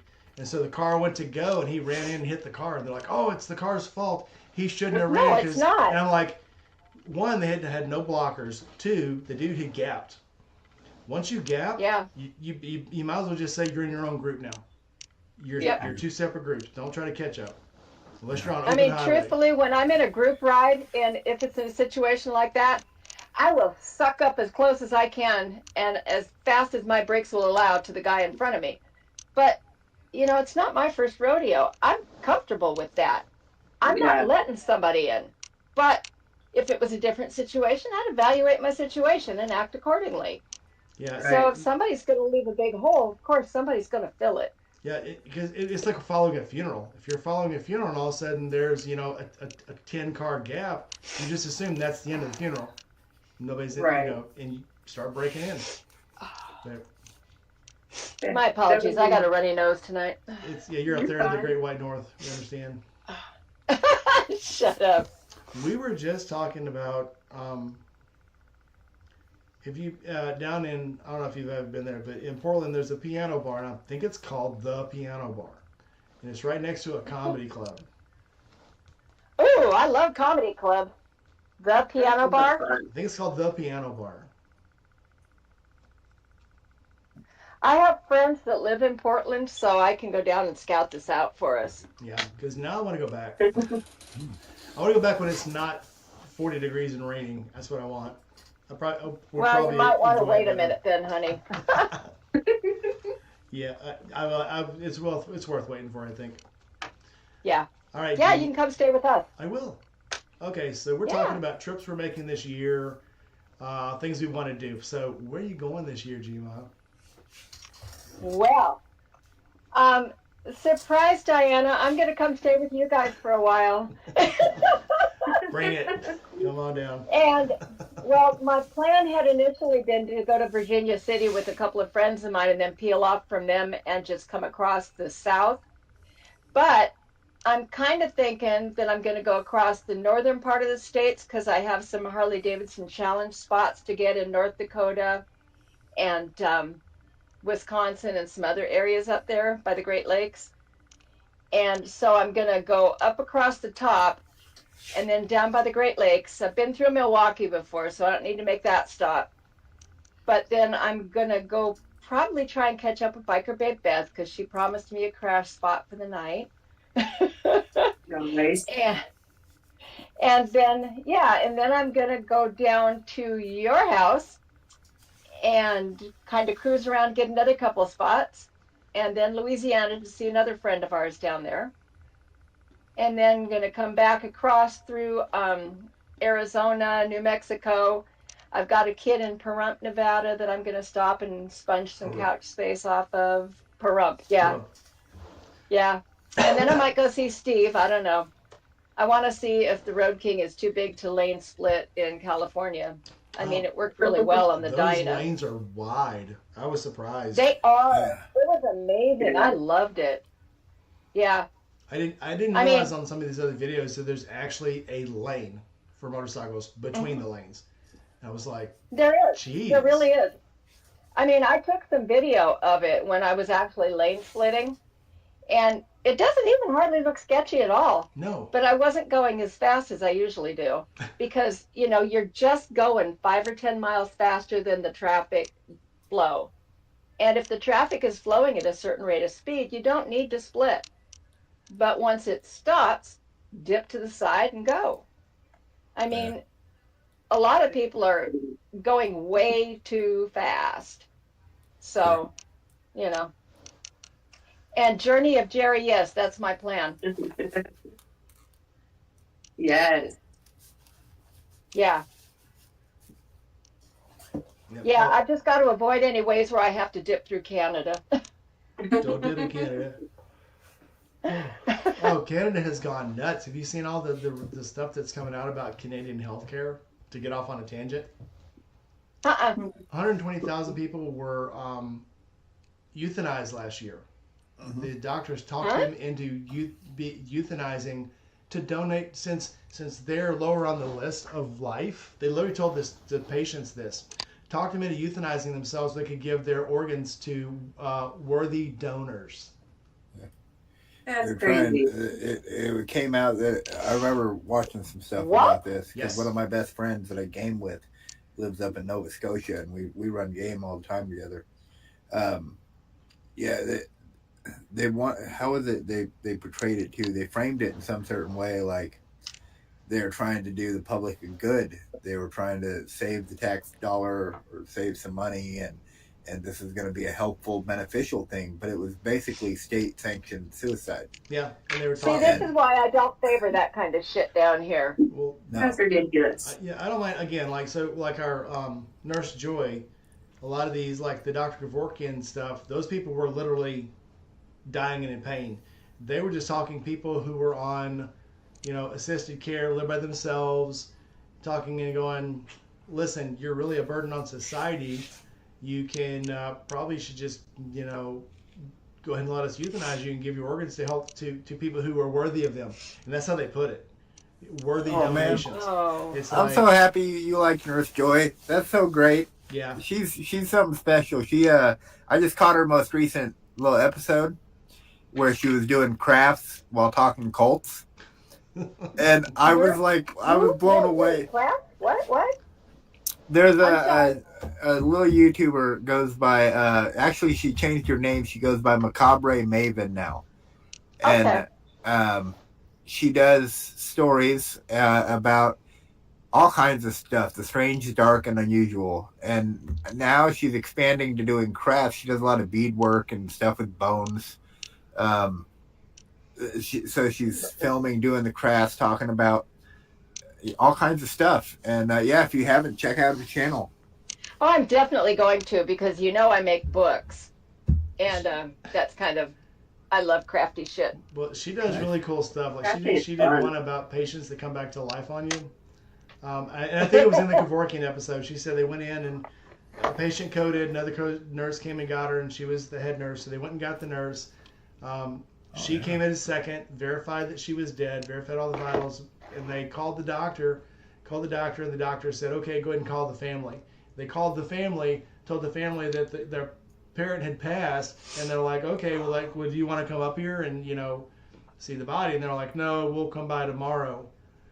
2 hours later, somebody passed by. They just pulled the sheet over and left her there. Was waiting for the register to come in to take her. They come in 2 hours later. She's breathing, Yeah. and they're like, This is why the morgue does take so long to get to pick anybody up. I'm serious. I was a nurse. I'm telling you guys, when you call for them to come pick up a body, they'll tell you, okay, we'll be right there. And that is not true. They will be hours just to make sure this person is absolutely gone, especially if it's somebody that's on hospice and they're passing it home. Because the family freaks out when somebody goes into what's called agonal breathing. yeah.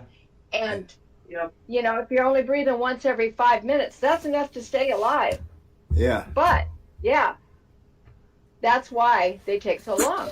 Well, so Macabre I Maven. see you laughing back there. So Sammy, next time you're choking somebody out just because they stop breathing, they're not dead. Keep the hold on. Don't give up. Don't quit. Don't quit. Phase. Yeah. Well, you'll get a kick out of it, Gma, because the lady who does that, she's a nurse and she works night shift. And You know, actually, I think she subscribes to my channel because I think we've had discussions about this, okay. about my Great. book. Oh, I very think nice. So. Nurse Joy, right? Yep. Yeah, Nurse Joy or Yeah. Macabre Maven. Oh, I Yeah. didn't know she changed the name. I wondered where she'd I didn't been. know she changed her name either. Yeah. I think whether she changed her name or started a new channel because she wasn't fully Okay. vested in Nurse Joy, or I'm not sure what exactly happened there. She's got a Discord too, which is Oh. nice. I can only focus on a couple of Discords, dude. Yeah, I've got a whole panel of them. Luckily, I have sections for people to come in and put stuff in mine. If you really want me to see it, like if you got a video out or something, you got to throw it in there because I check that daily.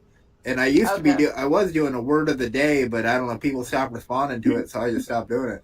But I wanted to, anything I do, I want to have some level of, if you hate my content, at least you walk away with a little bit of knowledge or something, you know, some educational No, I love value. your content. I love your content. I recommend you to people all the time. Well, I mean, in general, like, I always want people to walk away with something more than just, well, I'm not into moto, but I did learn about this state or this capital or this. Yeah. So you walk away with something, you know? Yeah. Pain in my ass. Come on. I just noticed 10 Ton was trying to get into the Discord. I just sent him a link. Who is? 10 Ton. Oh, okay. Oh, yeah. I think that was from earlier. There's too many things to follow. Yeah, I guess it was. Oh, it was at. Oh, nice. 8, Right on, Ghost. 8:15. Oh, To Johnny Gma and Jerry? and to Nurse Joy and to Ghost, to Ghost Wife, to all of you nurses out there, thank you. You're very welcome. Thanks for waiting Yeah. 2 hours. Yeah. I worked psych for 25 years. Oh my gosh. Yeah, psych nurse, 25 years. I have a lot of patience, especially because I get like real nervous and I'm withdrawn and stuff, and I have a lot of patience. Like I'll just let somebody keep. I understand verbal judo. Unless you're putting hands on me, we don't have a problem. But you know, at some point, eventually, I do tip over, and I'll start snapping back. Like, all right, well, there's nothing I can do about it. You know, what do you want from me? You're locked up. We can't leave together. You know. Yep. So I just commend anyone who's in the medical industry in general, because you're going to see all types. You're going to see people at their highest. You're going to see people at their lowest in every sector of the spectrum in between. And you have to deal with that, and you have to deal with it with compassion. And I had a couple aunts who were nurses, and my hat goes off to all the nurses out there and all the people in the medical industry, because you're keeping us alive, and you're getting us at every state. Oh, Clunk. Sorry. every state of the camera. Gma got mugged. Send the cops. Oh no! Call the cops. I dropped my laptop. Oh, Okay, I'm back. Kinda. Okay. Hi, welcome back. Okay. I was going to talk something back to Jerry about your words being too hard. I was trying to figure out what words he was talking about. And then I realized it was Bleak's words.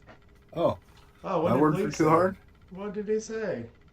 Well, Journey of Jerry said your words were too hard. So I was like, were we talking mean up here?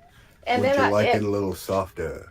it kind of clicked that maybe he was talking about your words, Bleak. So I'm blaming it on you. I can go a little softer. I can go a little deeper. That's what she said. Or she was a guy. She said it. Oh. I'll be here all night for you, brother. Funny.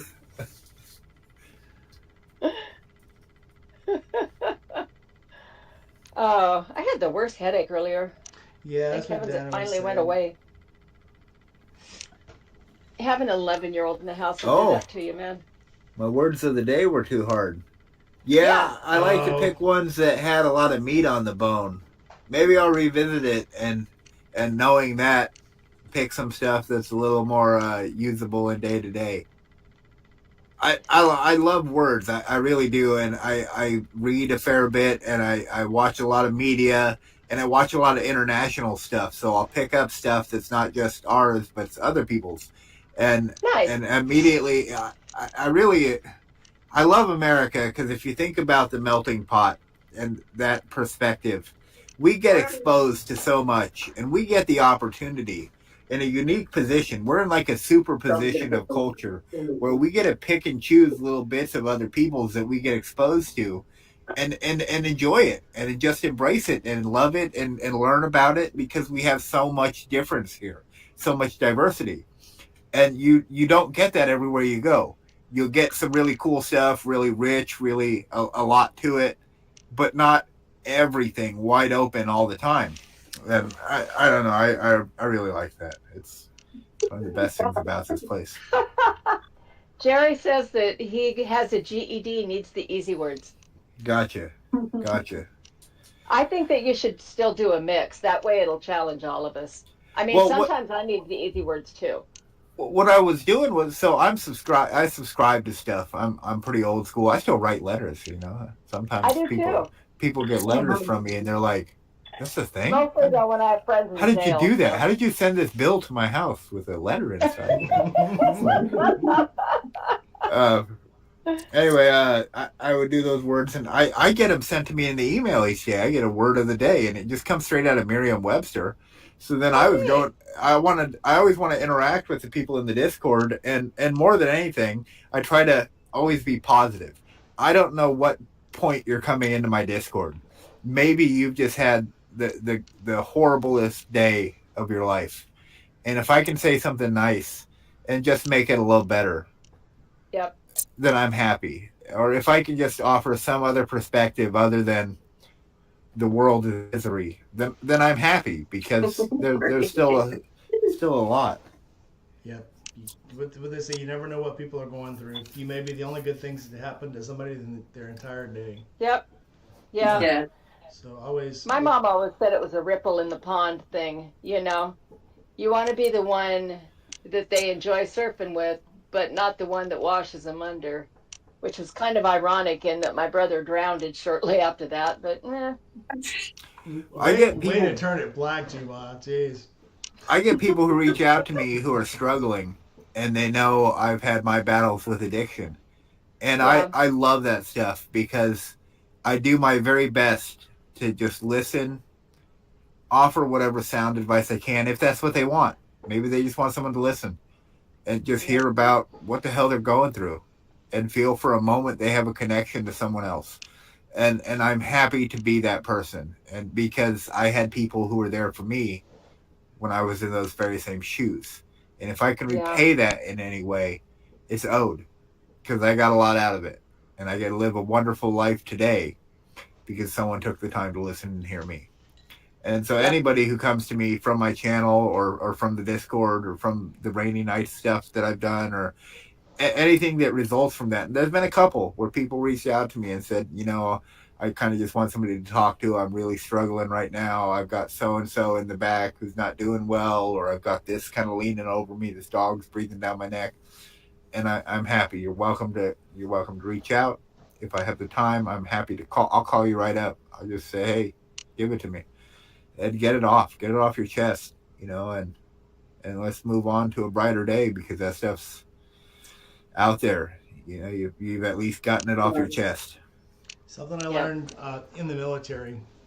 Men are weird. Women will come to you and tell you everything that's wrong without you asking. Men Women are weird. Men will ask you, hey, what are you doing? You want to have a beer or something? And what they're really That would saying be, is, I need help. I need Yeah. somebody to talk to. Yeah. Something's going I on, know I don't know how to say it. I know how to tip a Navy man over real quick. You ready for this? Check this out.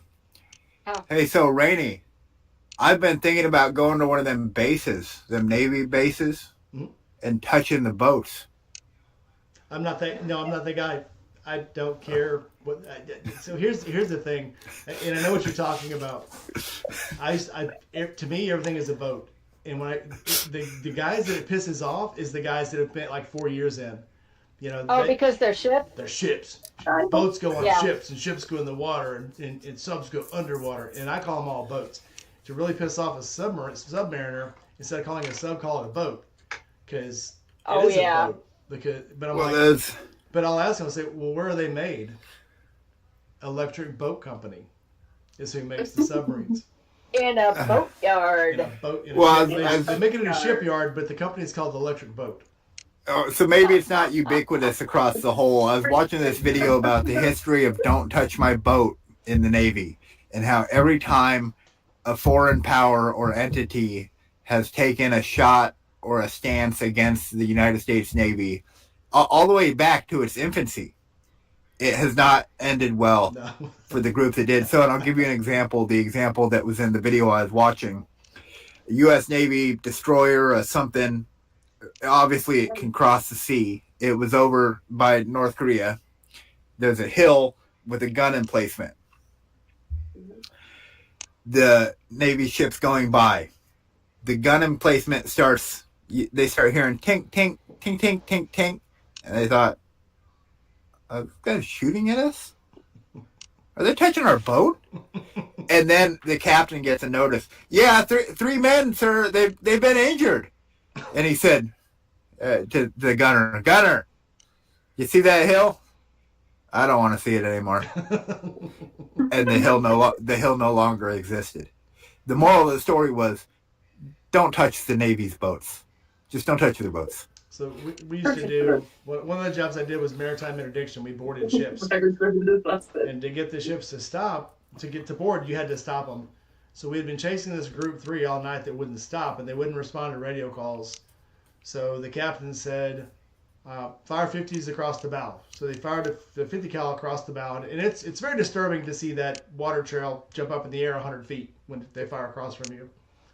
And when they did, they know that we fire across the bow as a warning shot. Then they answered. They said, "Fuck you, American warship." And that stream went from the front of the ship, across the bow of the ship, up into the pilot house, across, blew every window out of the pilot house, and then back down the back of the ship. And the captain called out and said, "Forward gun mount, what was that?" And the gunner called up, "I had a gun jam, sir. I had to wait till the belt expired." And the captain said, "Carry on." Yeah. That's perfect. Don't mess with a guy who is already releasing fire. There's some 40 incidental. incidents where every time the Navy's had one of their boats damaged, they've reacted rather quickly with a lot of haste, very aggressively, and letting the message be clear: don't touch our boats. Well, so you hear all this time, you'll even hear now they say, "Well, we didn't have permission to fire." Army runs under different rules of engagement than the Navy does. The Navy, you always have permission to release fire if your life is in danger. You always have the right to self-defense. Yeah. Well, and part of that is those soldiers are out there to do a job. And, their life's on the line. But there's no reason, I don't know, things can't be done correctly, things shouldn't be done correctly, and with a certain level of accord. That's sort of the articles of war that we've all entered into. And there's reason for that, and it's that, and this goes both ways. Enemies, foreign and domestic, people get saved. If you're out in the Navy or you're out in the waters battling, I mean, it doesn't happen right away, but there will be search and rescue after a battle. If a ship goes down, people are going to save those people. And the beauty behind it is, and I've heard I watch some Sean Ryan stuff, and I watch some different military stuff. And one of the things I love most about not even just the Navy, the military in general, other countries, when they talk about doing ops with the United States, a lot of the stuff that came out of Afghanistan and Iraq, they'd say, you know, we'd call across the radio, we need help. Crickets. Nobody's. We need help. We're not going to make it. We're pinned down. We need help. And you'd hear the Americans come on the radio. We're on our way. Just stay there. Stay down. We're on our way. Didn't ask what was going on. Yep. Didn't ask how many were there. We're on our way. And they'd show up. And I mean, that, what more of a legacy do you want? Oh yeah. If We the actually people around the were- world. Yeah. Yes, Gma. On that note, Hey, I salty don't pig. usually watch war movies, right? I saw a movie the other night that I was like, I couldn't even sit down. Hacksaw Ridge. Have you guys seen Fury? Oh yeah. No. No. Oh my God, go see it. Is that the Brad Pitt tank film? Yes. Yep. Oh my God. I mean, I want to watch it again. It was Oh yeah. fascinating to me. I mean, the level of brainwashing at the end of that, I was like, oh my God. It was amazing. Some parts were hard to watch, I'm not going to lie, but So oh gosh. I can watch a movie that's completely made up, like Inglourious Bastards. Sure. Yeah. I love that movie. That was a good bit of entertainment. Saving Private Yeah. Ryan took me probably 3 sittings to sit through it. Yeah. And there were a few that I would sit down to watch them and immediately had to turn it off and never went back to it. Hacksaw Yeah, Ridge had me Pearl Harbor. in tears, and then the Pearl Harbor was good. What's the one Oh. with Marcus Luttrell? Lone Survivor. Lone Survivor. That one. Oh, because my aunt, who was chief warrant officer, and she did. And her husband was a colonel. They're very deep in it. She met Marcus in person, and we got to talking one night while I was helping refinish her bathroom, and just the way she raved about that guy, genuine, nice guy, great soldier, great human being, and then she said, you know, that story, obviously bits of it are Hollywood, but a lot of it was real, and that's what they experienced. They got horrible battle come down out of the mountains in Afghanistan, and he lived through that to tell the tale. And Wow. but she said some of those people she'd meet too were pretty scary. She said some of those guys, or those squads that go out there, they have to be what's called like turned on, and when they're turned on, that's it. It's lights out time. Yeah. They're moment to moment making decisions, Yeah. not about is that guy a safety threat or is their SWAT okay? And in moment to moment, situation to situation, as they're clearing an area at night with insurgents, they're taking lives. It's wild stuff, and they're just making sure they get home safe. Yeah. And the stuff that our soldiers go through to protect our liberty, protect all the crazy shit I've done. Yeah. I can't be anything but thankful. We got Sick Bastard and Salty Badger just popped in. What's Oh, up, yeah. Hey, guys? Sick. What Hey, up, guys. Sick? So I got to work Hi, guys. under General Mattis in 06. And he had so each general writes their own standing orders whenever you go out. His number one, so you have your standing orders, which is your general orders, then you have standing orders that are rules for every patrol or convoy. His number one, he would open it with be professional, be polite, and formulate a plan to kill everyone you meet. And when you're looking at somebody and they can tell that they're trying to figure out the best way to kill you if you do something stupid, you act extremely nice. So Sure. I was running an ECP between Iraq and Kuwait. And when you walk up to somebody and they can tell as you're asking for their registration and you're asking for their visa and their green card to cross the border. And when they're looking, and you're looking at where their hands are, where you are, and you're looking at the best way to pull your own weapon. They get really friendly, really fast, and very compliant. And you hear a lot about soft targets and hard targets. Nobody ever attacks a hard target because it's hard. Right. It's like a hard word. Yeah. Soft targets, just like, I guess like any bully. You want to attack somebody that want to attack you back. So yeah, when you're talking about turned on, you can tell when somebody's turned on. When they're ready and they're about to put 1 and 1 together and make 5, you know it. You can see it in their eyes. It's a glorious thing. Yeah. Like Inglourious Basterds, I could watch. There was one called Heartbreak Hill with Clint Eastwood, or Heartbreak Ridge. Yeah. That was the fakest thing I've ever seen in my life. Up until the last 15 minutes of the movie. When they were actually going in, I was like, holy shit, this actually looks like they practiced this. But yeah, I actually like seeing that stuff. Steve wanted me to watch a movie, what was it called? Sicario?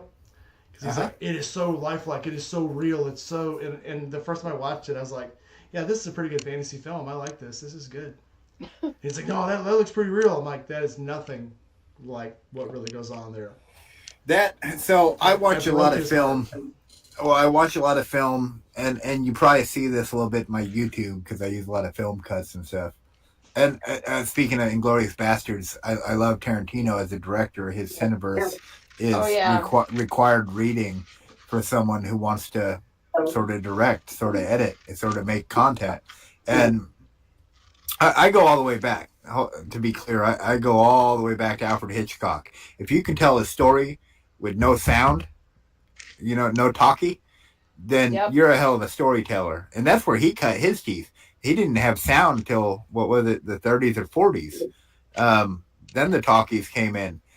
In the early stuff, it was, you told a story with emotion and with lighting and with, there was music in the background, but maybe a card that said some words. But, so I watch a lot of that stuff and I pick up a lot of it. And he was an incredible one. And I've added that to my own because I'm constantly thinking about how can I do this better? How can I make this shot more dynamic, more interesting, basically more immersive for you, the person watching it at home. And a lot of what fuels that is, and I know it's a skewed way to look at it, when I look at my analytics on my channel and I put out a 20-minute video and its average watch time is 8 minutes, maybe 30 people of the 60 watched it for the full time, but 30 people cut out after 2 minutes and brought that watch time down to 8. And so I'm like, what do I got to do to make people want to watch these videos? I've got a little message that I think's worth telling, or I've got a little product that I want to show off. And I made that Indie Ridge commercial you're talking about, the stuff that Steve's doing, because they've been doing a lot lately. Yeah. The first couple of years and even after last year getting to know him, Indie Ridge was pretty quiet. But once Lindsay came on board, holy smokes, they've been making really, really good content. I tried making a little Indie Ridge commercial. They loved it. And they loved it. Well, I was thinking about it like a director. Like, how would I want to show this product? Well, I want to see it being used. So here's it walking. Okay, you can imagine that. You can imagine you walking out to that bike. Then what? What happens next? Well, you're going to turn your bike on. So I have the gloves and I have a little shot of the glove hitting the switch. And I'm trying to drag you along into that same thing that most recent video captures, which is, this is you. It's not just me. This is you hopping on the bike. This is you wearing these boots.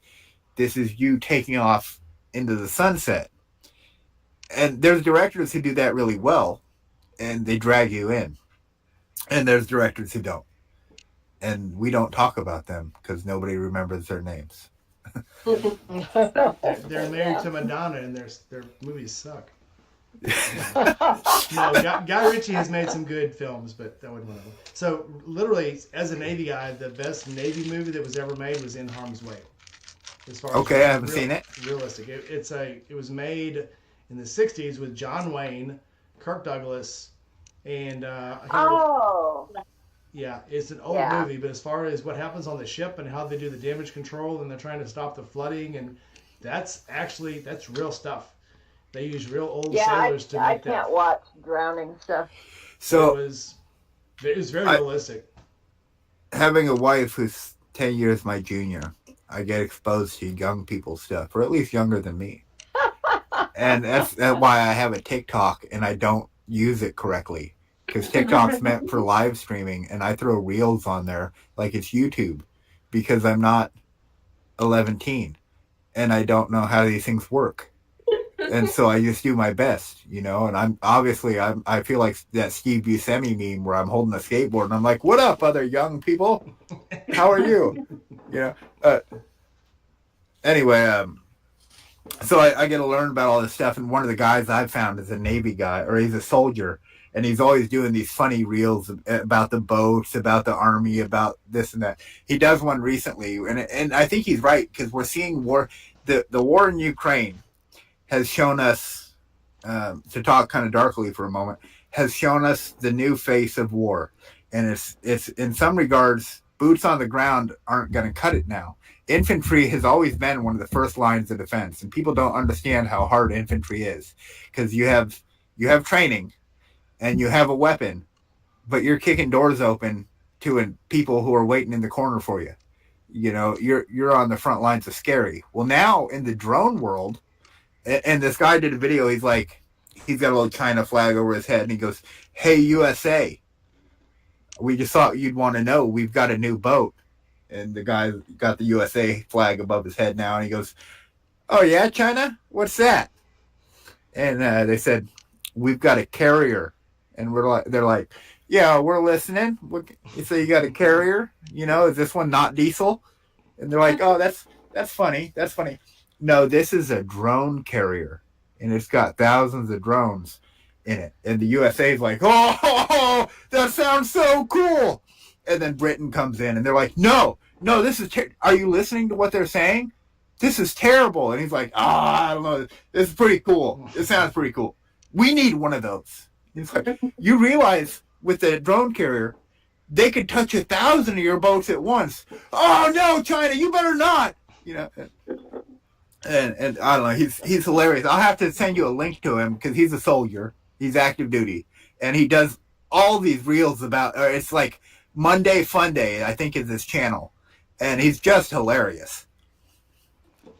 You talk about soldiers and realistic stuff. Everybody's probably heard this story, but Christopher Lee, when they were making Lord of the Rings, Peter Jackson was giving him direction. He says, "Okay, and then when you get stabbed, you're gonna go, ugh, and I want you to fall this way." And Christopher Lee's like, "That's not the sound people make when they get stabbed in the back. It sounds like."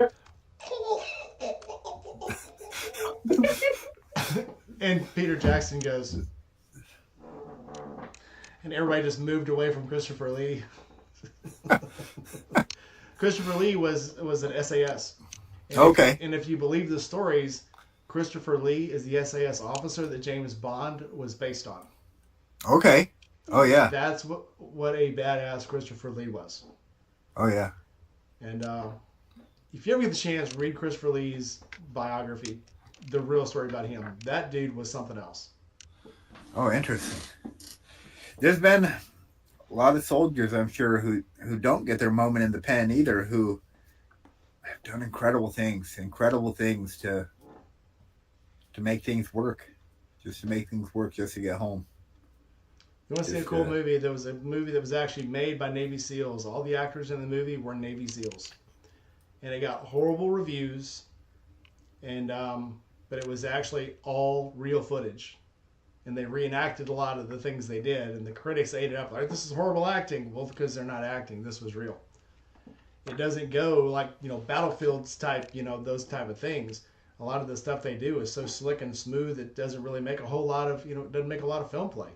Maybe 1% of the stuff that they actually do, even in full action, is an action movie. But Everything the else is movies, just really slow. this is what the movies don't capture, and this is why I watch a lot of film, but I try to go places too, especially places that, in some regards, I got no place being, but I'm interested. I'm intrigued.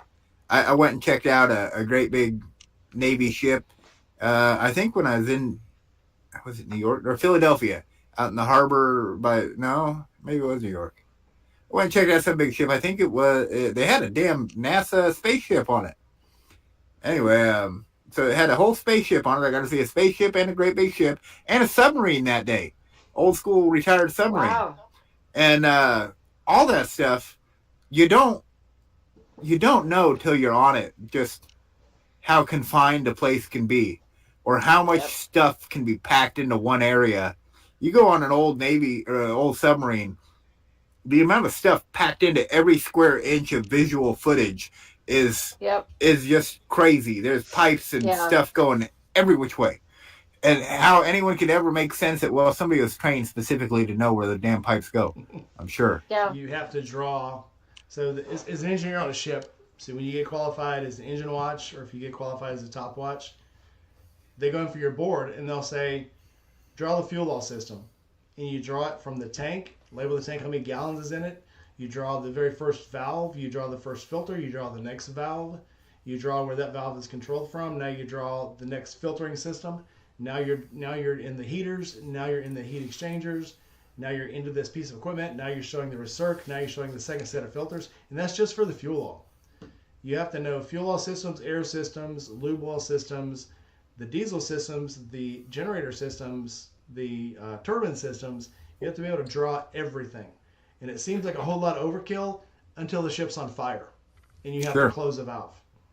Yeah. Because the closest, we have firefighters on the ship, and a lot of times, for the longest time, civilian fire teams or fire stations wouldn't hire a guy that just came out of the Navy.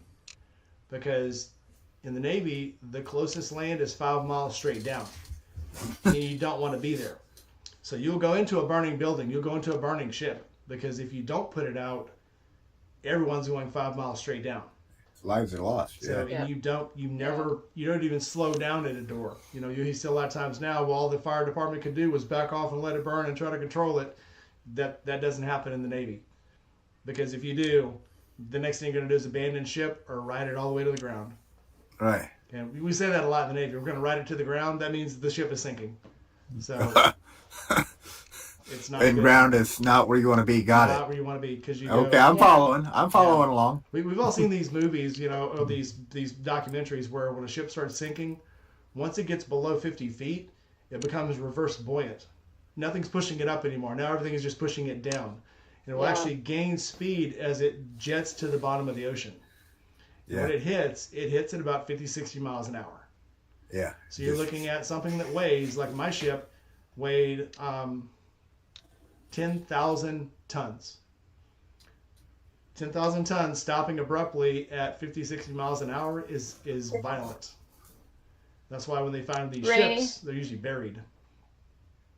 Rainey, you have a couple of comments that I don't think you've seen from Chasing Ghost. Yeah. Okay. Chasing Ghost. So I saw the one that she wants to do the live stream. So I told her to send her a message. What else has she sent me? Have you ever been to Hawthorne, Nevada? I have not. Okay. Hawthorne. Where's Hawthorne at, Ghost? My brother was on a minesweeper. So Salty Badger, you understand. So I was in Repair 5, that being something to Salty Badger. You have different repair sections on the ship. Like Repair 2 is forward, forecastle, anchor windlass, a lot of stores areas. 3 is back, missile deck, fantail, back. Then you have the flight deck, flight crew. Repair 5 is all the engine rooms where everything burns. Everything is hot. If it gets over a certain degree, everything explodes. So Flying Squad, so he was on, everybody was Flying Squad when you're on the engine team, but Flying Squad is the guys that pretty much are going to go there with a fire extinguisher and die. Because, while everyone else is getting set up and getting their OBAs on and getting their firefighting ensembles on, the Flying Squad runs straight there with whatever they can handle and stays until the fire is out or until they get relieved, which most of the time means if the fire is big enough when they get there. Like I said, you don't stop putting that fire out, ever.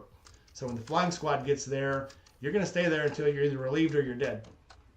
Or the fire's out, which is, again, not going to happen, really. I've seen a few times on the ship where the flying squad could put the fire out, and sometimes they just make it worse. We had a trash can fire, and the flying squad ran up there, and somebody stuck the nozzle into the trash can, and when they hit it, it blew it up into the overhead. So all the lint in the overhead all caught on fire, all the lagging and stuff caught on fire, and then the entire room was on fire.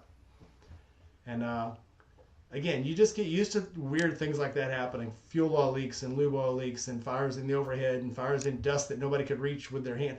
Like you're talking about the piping being packed in. So imagine these half-inch little, spaces between the pipes. But above the pipes, you've got maybe 3 or 4 inches of space. Well, that fills up with lint and, whatever, dust. Yeah. And that's just, and we've all seen dust fires. We have anyway. Not a good thing to have. Well, one of the interesting scenes in the film was that movie The Abyss, where I think Ed Harris and his on-screen co-star, the lady, they're in a crashed submarine on the bottom of the seafloor. Water is pouring in, and he's trying to get behind some part. And he's like, "Man, I could fix this if I just had a crescent wrench, but it's too far back. You can't even." He's like, "I can't even reach in there. There's a nut on the back of a box that's bolted to a wall. What do you do?" Yeah, you just, again, there are a lot of remote valves, not many, but most of the time, like I said, that's why you have to learn where every pipe goes, because you're not going to reach it sometimes. You're not going to be able to get to it, and you're securing the next valve, but you have to learn the entire system. And it's a little crazy. It's cool. I still see those drawings in my head. I know what every micron for every filter in the lube oil, fuel oil, and air system is. And it's crazy. I can still remember that shit. Anyway. Sounds like what I had to learn in nursing school. We had to learn the circulatory system, the lymphatic system, the blood system, all of the nerves, insertion, origin of muscles, all of those. It sucked. Oh, Lord. I learned a lot of that in combat medicine, and what I learned overall is blood on the outside bad, blood on the inside good. Yeah. Unless you get your thorax moves, and then it's bad. Yeah. Or you get what's it called? Distended. It's tension pneumothorax, but what's it called when all your tension pneumothorax? Yeah. What's that? The box called that say when it moves. Yeah, carotid distension. They say you have what's it called? They say when it pushes aside, there's a word for it. Oh, I can't remember. But yeah, when this goes to the side, then you've got a problem. Or whatever. Yeah. Yeah. Yep. Or when there's bubbles in your chest. Listen, if you displace part of your throat or an artery, you probably better seek some help. Yeah. Well, what it is you start sucking air into your rib cage through a hole, and everything just starts pushing to one side. So it actually is dragging your lungs and your heart to this side of your chest. So your larynx moves to this side because it's pushing. That is what it's called, Rainey. It's a displaced larynx. Displaced larynx. Yeah. But basically, everything just starts pushing to one side. So your larynx, instead of going this way, is way over here. And you start taking really, really short breaths. Yeah. Huh. Feeling like I haven't lived enough because I've had the wind knocked out of me. I've had I broke a couple bones, but I ain't never had. How fast you gotta be going to have that happen? Oh, so you just have to be. It can actually happen spontaneously. I have taken care of people with spontaneous pneumothoraxes before. It's frightening. All this stuff just. That sounds absolutely terrible. All of a sudden, yeah, it is. All mine had shots and broken ribs. Yeah. No, I mean, it's like you can be talking to somebody and somebody that's infirm or sick anyway. There's usually, like Rainey said, an underlying diagnosis that's nobody knew about. But all of a sudden, you'll be looking at them and they'll start going pale. They'll get blue around the lips. And you can actually watch and it will happen. And then when that happens, you put them on one side because the other side is not exchanging air. And you would think that you would put them with the bad lung up, but if you do that, you're going to drown them out. So you want to put the bad lung down. Oh, Lordy. And then Wow. How do you know which one's bad? Yeah, how do you know which one's bad? The one that's if your larynx is moving this way, the bad side's on this side because everything over here is filling with fluid and pushing everything this way. Yep. So here's you got to Yeah. tell them a joke, and So if I've they had laugh, to do. No, then they die. I've had to do. Then they start blowing blood out. So when they show this in videos, when you do a decompression, you put a needle in here, it just air blows out. Yep. It's like a tire Yeah. relieving pressure. That's Yep. not what really happens. No. It looks like if somebody is throwing up through a 10-gauge needle in your chest. It's absolutely disgusting. It's white. It's spittle. It's blood. It's foam. It's a little volcano. That's what it looks like. The volcano you did in junior high when you put baking soda and red dye together and it squirts like this. It's going and sticking to the walls. That's what it looks like. Yeah. so again, if you're in the medical Okay. industry, my hat's off to you. Usually about that time, though, somebody with more training or a higher degree will come in, and they'll grab a knife and pop it in between one of their intercostals, and then they'll have a device to hold it open, and they'll start sucking out the air. And that's when you really want to get them to the hospital. Yeah. All we had a 10-gauge with a catheter, and then Yeah. if they did have an open wound, we'd put a what's it called? It's a tri-flap. A butterfly? No, No. It's a tri-flap seal. You can tell that my The word is training is a lot escaping older me. than yours. Yeah. Anyway, basically what it is three round plastic discs Oh, the covered flutter to like valve. this. Yeah. And it Uh-huh. will let air out of the hole, but won't let air go back in But the won't hole. come back in. I Yeah. can't remember what that valve is called. I don't know, but wouldn't that be great when you're bleeding your brakes? It would. It would. You know what? Yeah. I started using a vacuum pump when I bleed my brakes now. Never went back. Fuck You know, that. the way that I bleed my brakes is I take it up to Easy Street and I tell the guys, you know, I could stop better. And they're like, huh, let's have a look at that. And I'll go, how much do I owe you? And they're like, ah.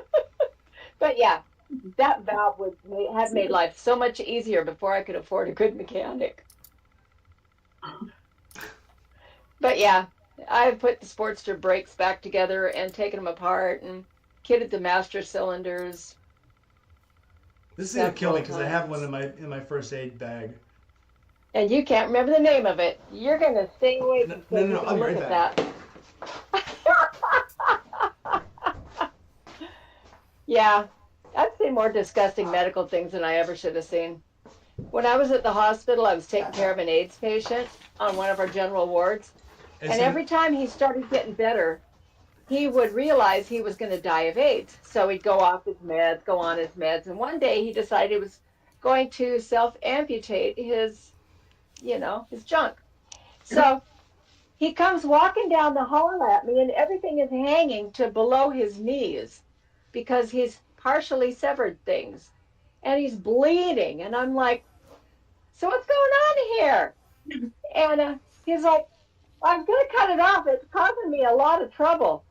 I was like, well, it doesn't look like you succeeded. So why don't you grab that and press it and tuck your knees together and lay down.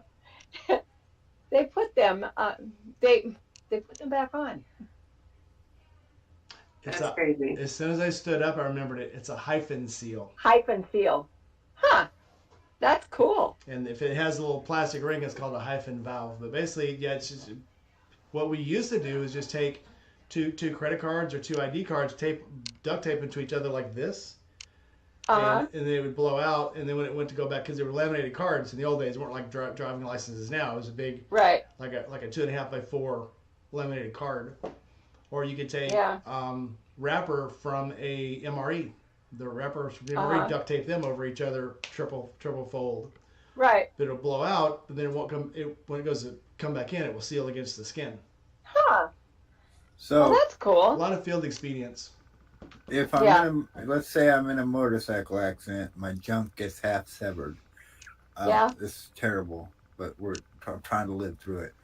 Hold my We junk would- to my body, lay down, hold my knees together, and wait Well, for. the reason that I told him that is because I knew he had AIDS. And if I touched him, I was going to have AIDS.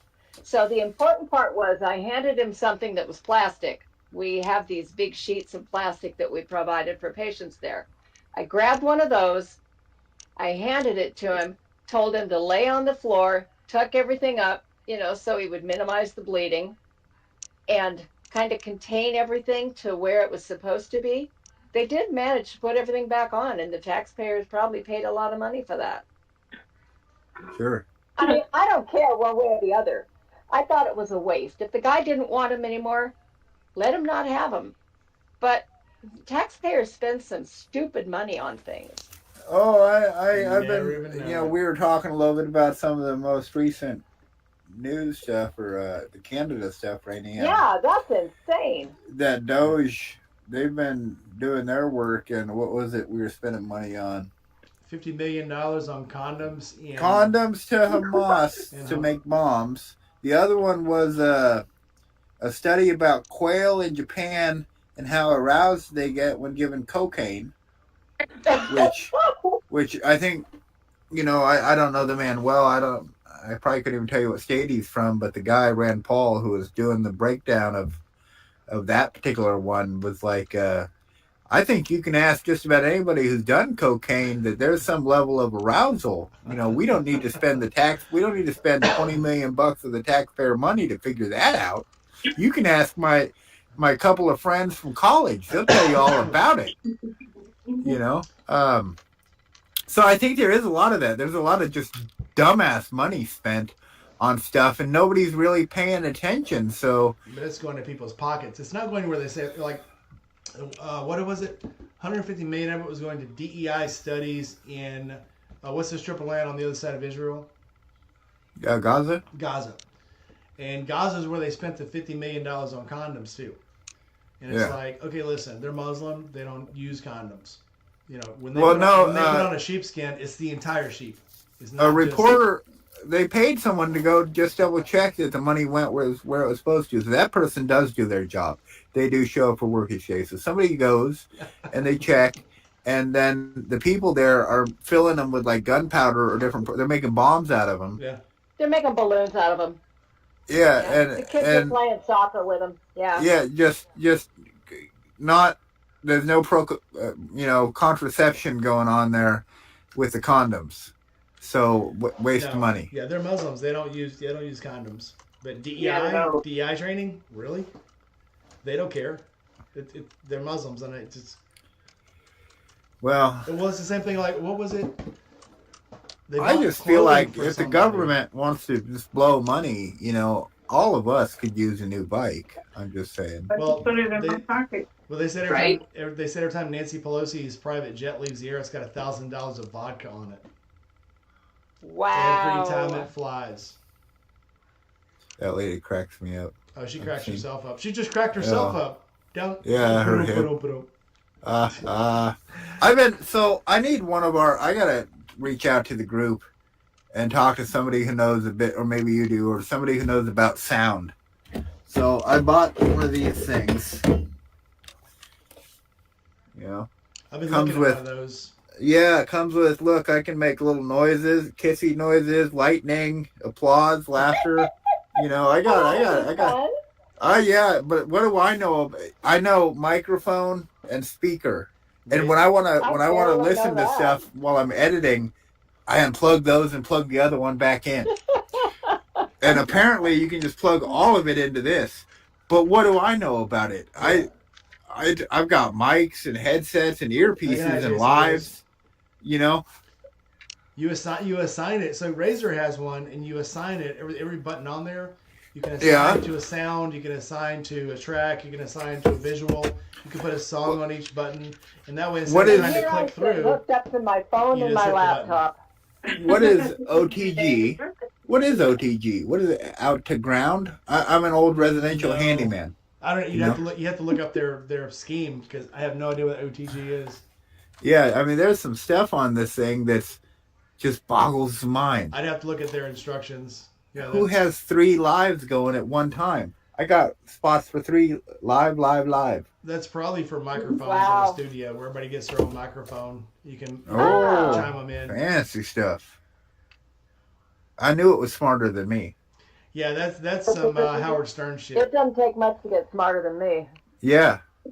But how great is that to have a button? I can have laughter on demand. I'm a big I'm NBC now. Yeah, I have it on mine, Dude, but I you have got that to anyway. I'm self-entertaining. see. I have the laugh tracks, Oh, and I have yeah, the rim shot. I like that one. Yeah, I like that one. wait, and the winner is. I G-Mob. like that. But I have them, but I have to roll through them and scroll them. With yours, you would just assign those Yeah. to a button. I could be like, Sarah and Sammy, welcome to the show, and have laughter on demand. everybody welcome them. And then you guys, be talking, Wait, and then I could be got like, it. Hold on, Sammy, and welcome to the show.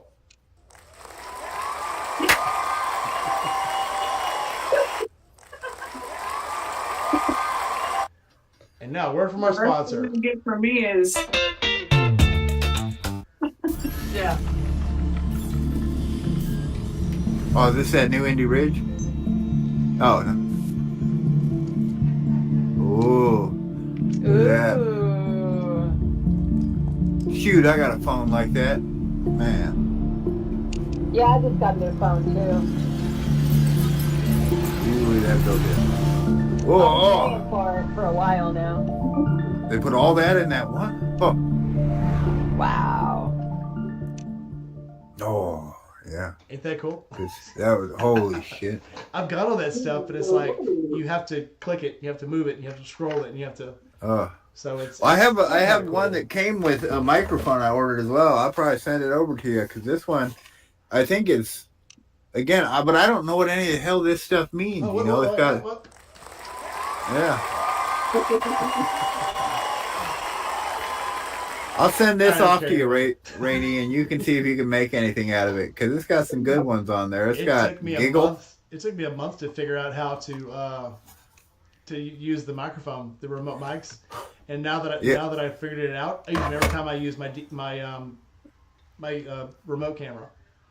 I'm gonna send you some stuff. I'm gonna put a little box together. Where did you get it? I ordered some stuff.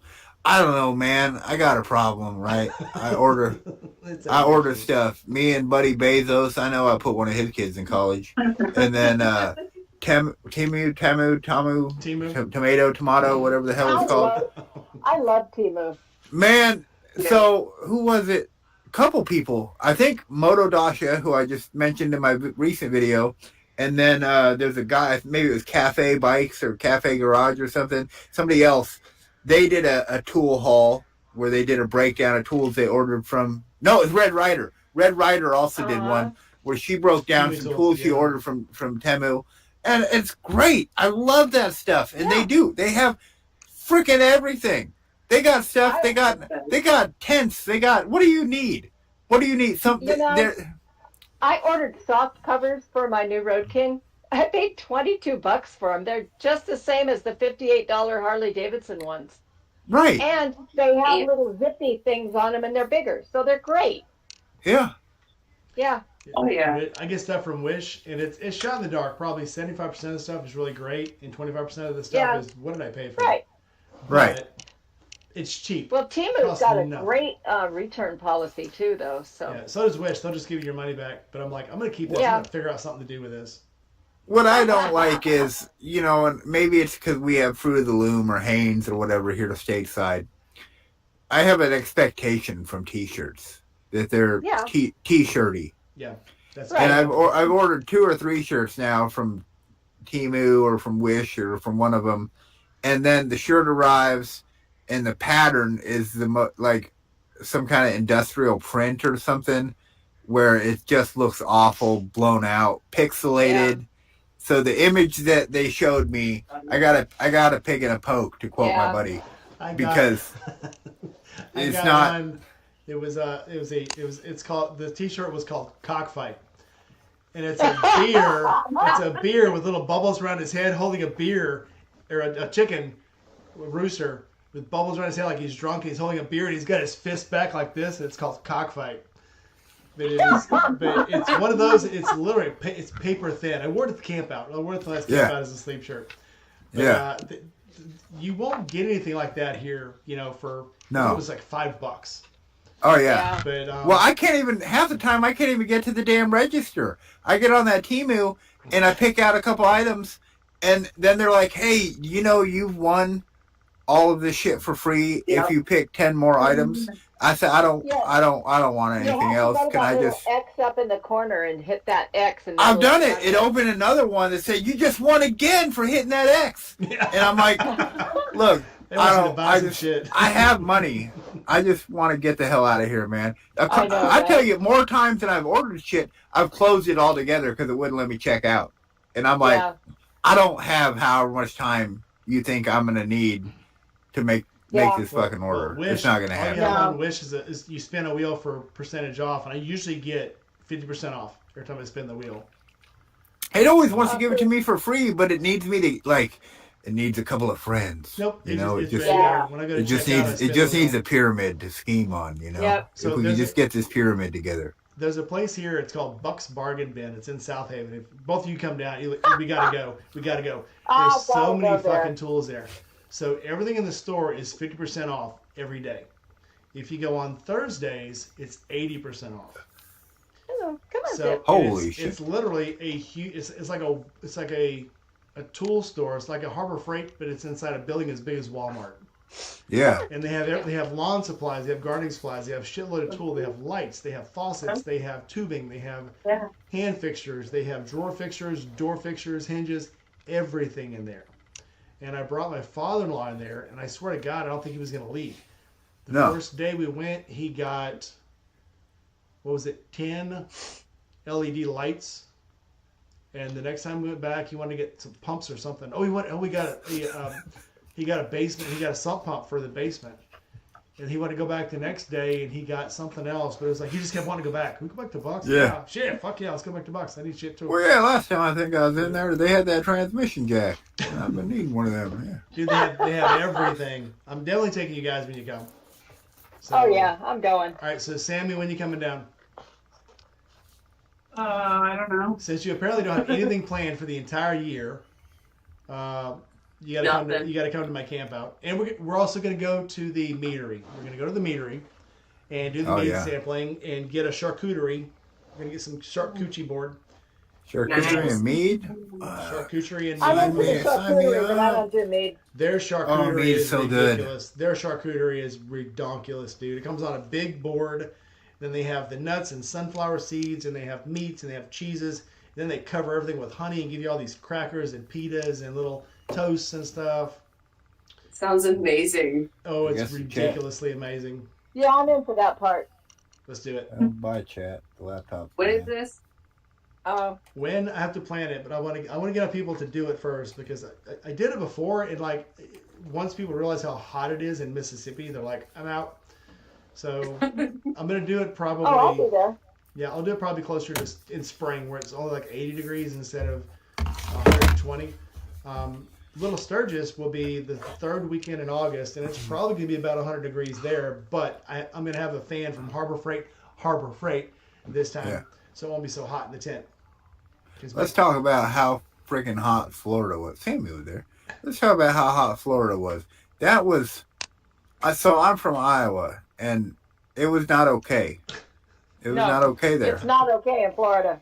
And I really like the people there. In fact, I love the Floridians. I think they're some of the finest people. They're our version of Australians.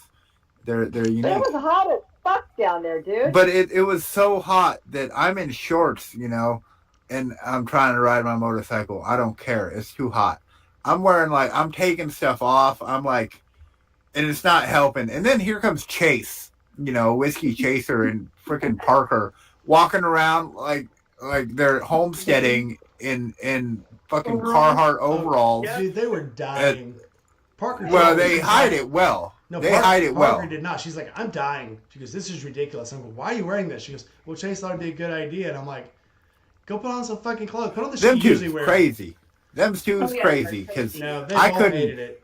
They both hated it, but they were putting on. They were there for the show. I get it. Sometimes you suffer for your art, but holy Yeah. shit, I'm blacked out in public. It's not a good time. no. Dude. I don't know just what it takes, but it's happened before. I've hit that threshold. So working on cranes before, I've hit the point where my hands cramped, my arms cramped, my toes would cramp. I'd have to walk like a chicken with no fucking toes because I can't feel my toes. So I'm just walking on my heels. And then I have to get water in me because now I can't climb back down the ladder to get off this crane because I can't feel the ladder in my hands. So I'm like hooking the ladder with my elbows and around my arms like this and shit, trying to get to the bottom before I fall off the ladder and die. So Oh, fuck that shit. yeah. Oh, I Long worked. story I short, worked framing houses, and in winter, well, if we had a nice day, yeah, it'd take about a week to put a whole house together. We frame a house in a week, and it'd be so cold. I remember trying to reach out for a truss with my hammer, and I could hook it, but I couldn't pull it in because I couldn't feel my hand really. So I just had no strength. And I remember getting down. I jumped a little bit down. I'd kind of monkey climbed down a little bit from after doing those trusses. My feet were so cold that when I hit the deck, I started walking funny. Like my toes didn't want to work. They didn't want to touch no more. Everything was messed up. It was that cold. So I know a little bit about what you're talking I about. hate being cold. I'd rather be hot than cold though. Same. Oh, yeah. Yeah. I had to work on somebody's car one I've time. been both. Yeah, I had to work on somebody's car one time and just to change spark plugs. And it was probably 30 below. And I was pretty quick on it, but then when I was trying to tighten the plugs back out, every time I pushed, it felt like my hands were going to crack. It felt like my fingers were broke. Yeah. So I went back inside and I still couldn't feel. I finally got where I thought I could feel my toes. Then when I got back in the shower, I could feel the water coming off my body, and it was hot up here. And as I reached my legs, it was cold. It was cold. It was chilling as eggs in my body. Well, so this whole thing has turned into kind of a loose advertisement for Harbor Freight. Oh. So we'll just continue with that. Best $60 you'll spend, especially if you do much work outside. The Harbor Freight, they got a great big umbrella on a great big magnetic base that you can pop up. You can pop it right to your damn car, and now you're in shade. You're good to work on whatever you need. Yeah, I'd rather like that thing. It's a little pricey, I thought, for a little Harbor Freight item, but for what it is. But I mean, Yeah. you can stand out there in the sun, I guess, too, if you want, or you can spend the $60. And I always figure they're like trying to tell me a message. So this runs. Cough up the bucks. Yeah, this runs for 8 hours on one Harbor Freight battery. Yeah. Oh yeah. Look at that thing. That's going with me to Little Sturgis. That's a monster. Yeah, you walk right up, stick your shirt over that. And It is you're fantastic. Well, so last time it was me and Jake from State Farm went, and he's a little heavier boy than I am, and we were both dying though.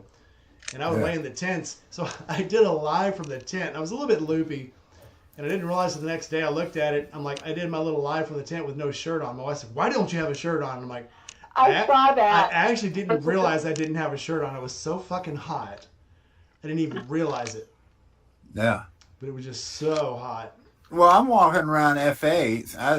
I interviewed Sammy. I'm walking around FA trying to film people, just slobbery, wet mess. Just sweating, hot. Hey, you want to be on a little segment called "What is a Biker?" Like most people are like, "No, I'm good, bro. You do you, Or some of the ladies were real nice, like, "No, I don't talk to me." But then a couple people were really cool, and like I got Sammy, I got Gunnery Z, and I got a couple cool people who were like, "What is a biker?" Well, yes, I have an answer for you there, middle-aged fella. Let me help you out. So that place, I don't mind visiting, but I couldn't live there. My hat's off to all of them because Yeah, it's too hot. I love the heat.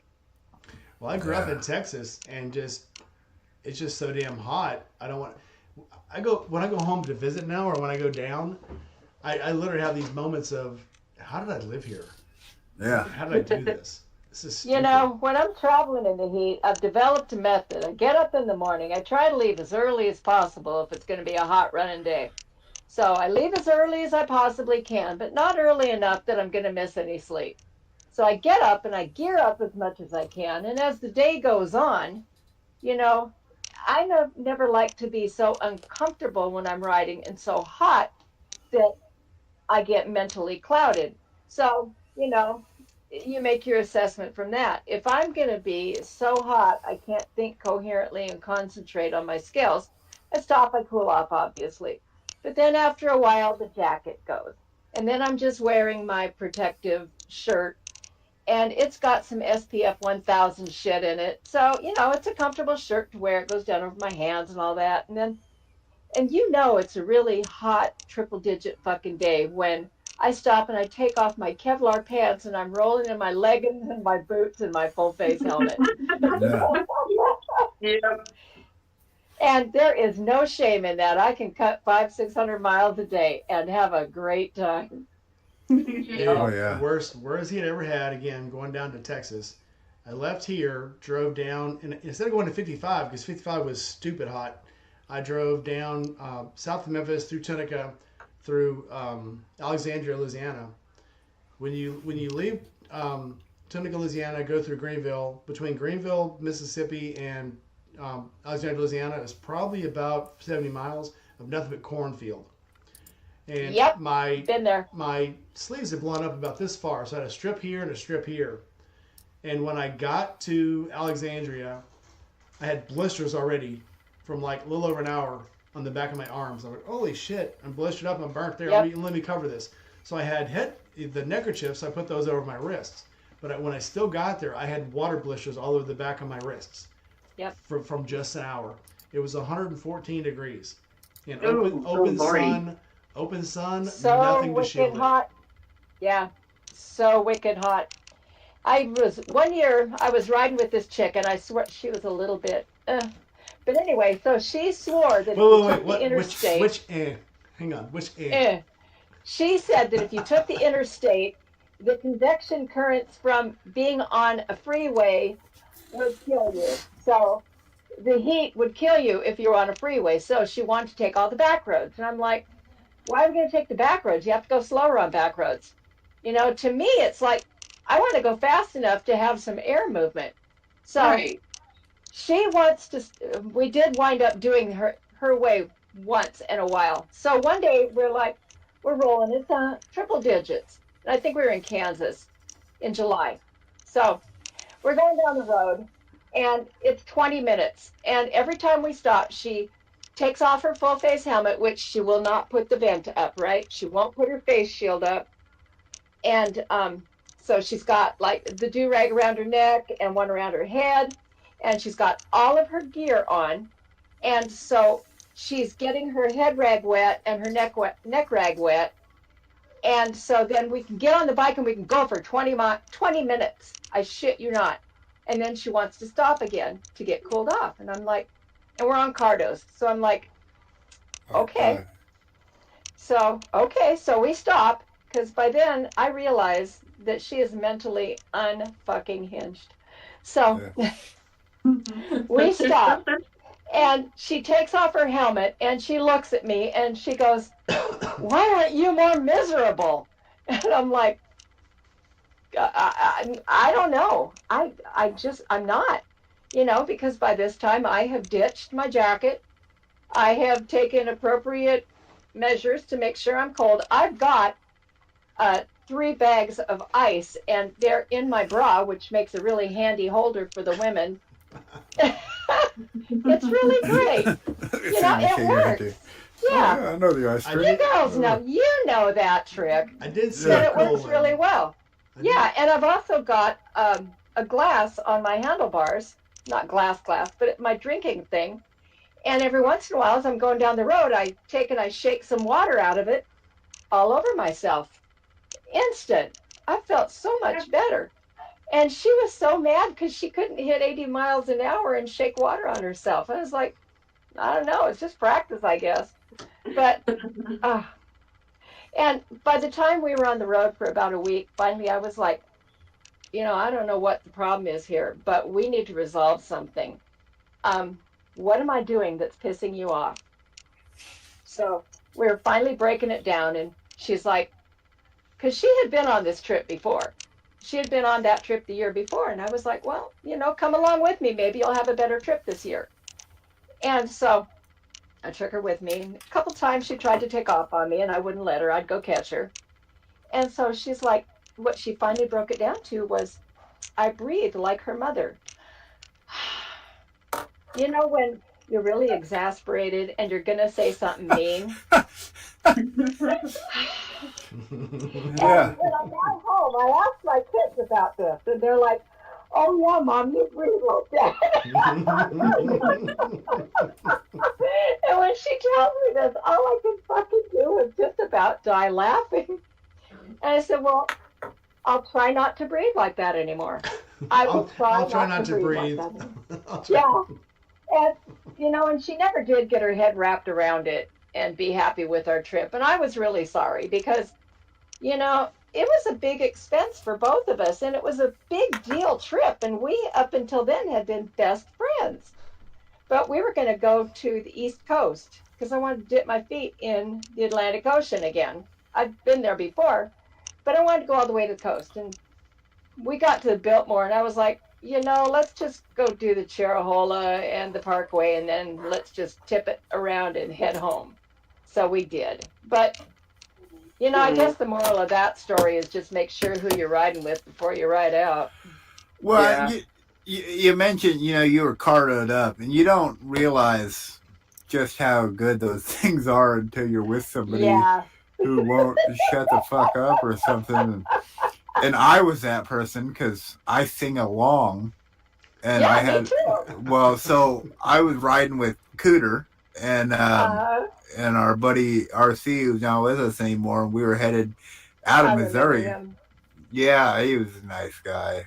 I Nice told a guy. little story about him the other day. Yeah. Because that man had a great big heart and a great big set of cojones. Because his life wasn't going well. His marriage wasn't going well. His life wasn't going well. And so at like 55, he said, you know, if this is what life's going to deal me, I'm going to make some lemonade here. I'm going to do something about this. And my life ain't going well. And all my life, I want to Yep. be a fucking Harley mechanic. So I'm going to apply. And if they have me, I'm going to go be a Harley mechanic. And he Yeah. did. He came, one of the last time I seen him, he came through Iowa on his way down to Arizona. And he stayed the night at my house. And he hopped back on his bike. And, you know, the last time, what was that? No, the second to the last time, that was when he was getting ready to go down there. He stayed at my house. The last time he just stopped at Big Barn to get his bars fixed and headed out. But yeah, so anyway, we all had the Sennas. They had told me when I met him, because I didn't know anybody in the motorcycle world. This all circles back to starting my channel. You guys starting your channels, and how these channels have made the world a smaller place. Damn really sure, have. damn sure more of a communal place. I met so many wonderful people that I never would have met. I never would have met had I just not made the channel Yep. and started putting myself out there to meet people. Because it's kind of hard for me. I get into a group of people and I just cross my arms. I just listen. I don't want to speak up and then prove to you I'm an idiot. You know. Oh, I don't mind being the so- idiot. So I just cross my arms and I just listen. And if I think I can jump in, I might try, or then again I might just say, nah, I just keep listening. And so it can be hard for me. It can hard for me to make some friends. I can talk to people, but you know that's surface level. Yeah. And I don't know. So those guys were kind enough to say, you know, I got into the Shade Tree Discord and they said, oh, hey, you're right by us. Or somebody in that Discord has said, like, you're right by Tori and, you know, RC. Yeah. Maybe you can ride out with them. I'm talking to them. I'm getting all set up. They say, you got a Senna? I said, I don't know what the fuck that is, man. It sounds cool, though. Is that Spanish? And he goes, no, it's a helmet. It's a comm set for your helmet. I said, okay. Best money I ever spent, man. Yeah, they said, me and RC bought a 2-pack. You don't need the 2-pack. You can get the 1-pack, and then we can all pack talk together. I said, that sounds so cool. You know, I get down there. We all get linked up. We're not 100 miles out of leaving Cooter's house.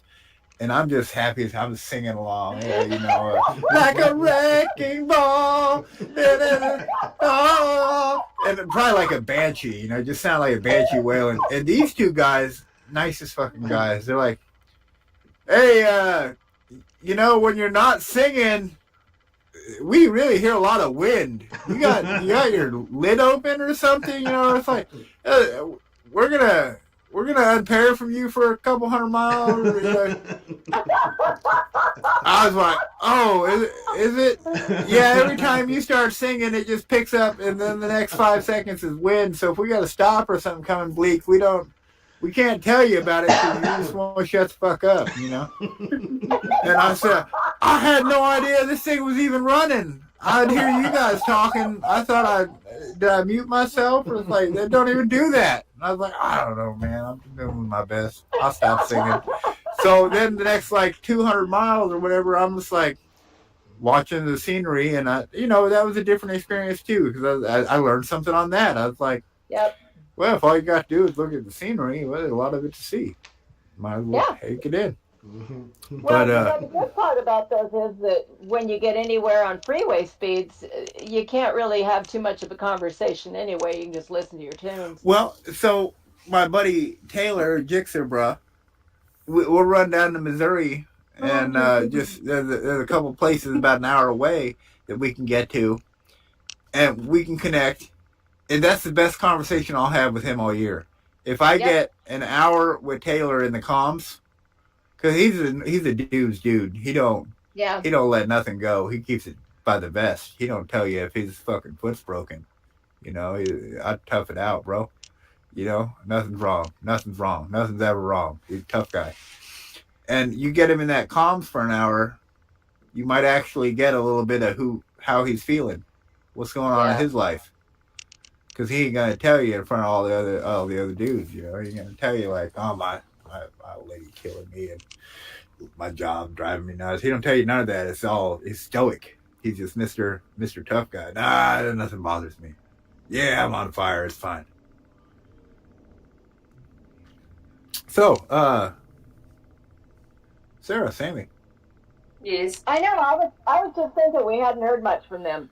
How's that drink? Sammy's how's that drink? That's the third drink. What's cracking? Oh, no, that's not the Get it in third. the show, right?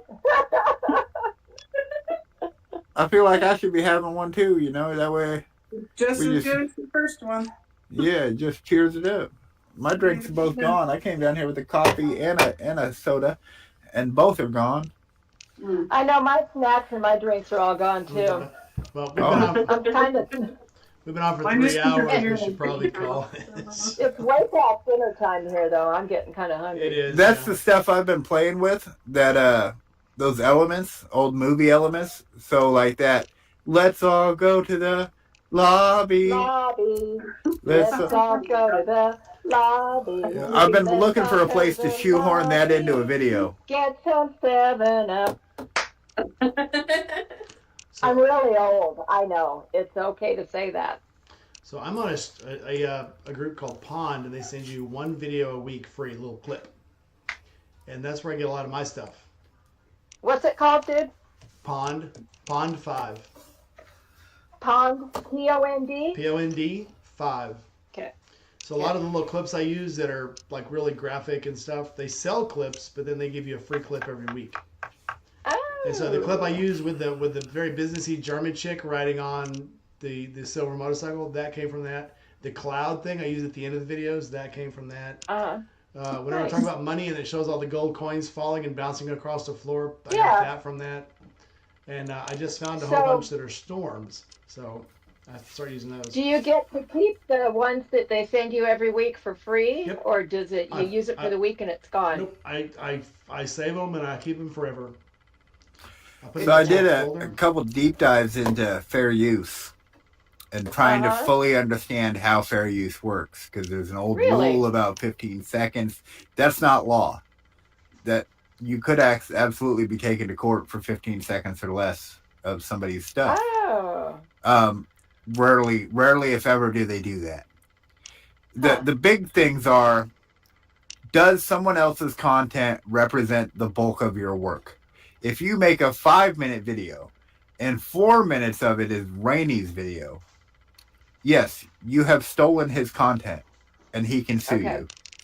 If you make a 5-minute video and 4 minutes of it is you critiquing or somehow using it to educate or offering exposition on that video, it's kind of wide open because that is fair use. So if I take a section of a big Hollywood movie and I have it as my background, Ooh. and I'm in the foreground in a cutout or an overlay talking, I am not using their content as my own or attempting to take it without paying for it. I am using it as either a critique or some form of, if that makes sense. So, And people abuse so then that. at the end of your video, do you have to annotate any place? I that put you it in the do that? description. I put it in the description that I got this from here, or I got that from there, and that I want to give all credit to the original owner. And if it's somebody's channel, I offer a link to their channel directly. Because I did that with one of my documentaries where I used another YouTuber's. I used some of his stuff on the Right Wagon, which is this motorcycle from 1886. And I'm trying to make a documentary. This is educational format. So pretty much everything I used was archival or stock footage from somebody. And I didn't go to California to get archival footage from, some motorcycle meetup in the 40s. I had to find bits of it online and then use it. Do you know that you can go to the National Archives library? Yeah. I haven't played around with that much yet, but they have some cool stuff. I've been just getting pictures and things for a while for my books. But yeah, there's other stuff there too that I haven't mined yet. So I wanted to do like a really, really good fleshed out docu-series on Iowa and the history of motorcycles in Iowa. And there are some good resources. Like we have the West Des Moines Historical Society. Our local libraries usually have some small group of historians that kind of meet and talk over stuff. And there's been a couple of Iowans who are really vested in this. One of them was Angie's Archive. And she did a bunch of stuff on the churches in Iowa from the 1900s up. Because for a while, we were the only state that had 5 steeples in one place. 5 churches with big-ass steeples in one place. That's cool. Which was Des Moines. We had 5 big churches with 5 big steeples. You could stand on a hill and see them all. And I guess back in the 1900s, that was a big deal. People lucky if they see one in their lifetime, let alone 5. Anyway, so that I had to really learn where are my boundaries with this, because I don't really want to get sued. And I'm not in a position, Bill Bleak Rides is not in a position really to be sued. I don't have a legal team. I got a couple of cats that run around. They fight pretty good. So it was really important that I learned what the ins and outs of this was if I wanted to begin playing around more with elements. And then my software comes with the ability that I can pretty much record anything. If it's on the screen, if it's from my webcam, whatever the input is, I can capture it. And all the data that goes along with it. So then I can immediately put that right into a video. But I can't you can't just steal someone's stuff. You can't take a Madonna song and make it your own. You can play 15, the rule is 2 bars, 2 full bars of whatever when it comes to music. And then you better cut it down and start talking over it, or that artist can come after you and sue your ass. And they got a legal team. So, you got to be careful and you got to be smart. And luckily my software has a whole timer at the bottom where I can check any one clip for how long it is. So I know if I'm using something that's questionable, I'm going to try to keep it short. I'm going to probably yank the audio up and down, or maybe even there's a couple of times where I've played with music and then I take some of the stock music in my software and I throw that in there too. It does make it sound a little cluttered, but it's not the same. I've changed the original. But that's kind of questionable too, because that's what got, was it Vanilla Ice in trouble? Their song went da da da da da da da, and our song went da na na na na na na. You see, it's different. It's different. I remember that interview. And he was trying to be serious when he said it. He was real serious because there's money behind it. There's a lawsuit, and that's scary stuff. Nobody want to be sued. You don't want to be standing in front of some high-priced lawyer trying to explain yourself. I've never been able to explain myself. There are some songs though you can't use at all, and I learned the hard way. And it's usually the ones that. So if you go to a Harley dealer, the song that they play when somebody buys the bike, the Thunderstruck song, if that's in a video, I get a full strike, and they will not let me use the song in a video. Same thing with any Metallica song. If you have a Metallica song in the background big enough for it to get picked up, Yeah. it's a full strike. You cannot play that song, any part of that song, in a video. Or I wonder Okay. why. because They're real strong about their rights. Metallica, Yeah, they don't want Copyright. anybody using their stuff without that money. That's their livelihoods. Ozzy Osbourne, Crazy Crazy that. Train, same thing. I put that in a video, and it was playing in the background while I was talking about bikes that were out in the used bike Hi. area, and that I had to take that video down. It wouldn't even let me play it. Now, one thing that's nice about being old is I'm real close in age, so relevance-wise, to stuff that the copyrights or trademarks have expired on. So there's tons of old motorcycle footage, tons of old movies that are Yep. wide open. Nobody's going to sue you because the rights are so convoluted, they don't give a shit. That stuff's free on YouTube. You can watch 100 different 1970s motorcycle movies. Old school stuff, goofy, sometimes bad because culturally it's very wrong now. The stuff doesn't make sense. But all the stuff's free. The history of the world is free on YouTube if you go look for it. And anything like 50 years old or older, that's more than fair use. You can rock and roll with it. Gmod, Yeah. fair use right here. Let's go. I know, right? I'm so far over 50 years old. Oh, they'll use me as far as they clean their houses and cooking. Have you heard these artists? What's her name started doing it? The dumb blonde chick that's screwing the Chiefs quarterback. Taylor Swift. Oh, Taylor Swift. Yeah, she's re-releasing all her music, and they did that with the Beatles songs, and they did it with Metallica stuff. When they talk about re-releasing it, it re-upgrades the copyright to their music. Yep.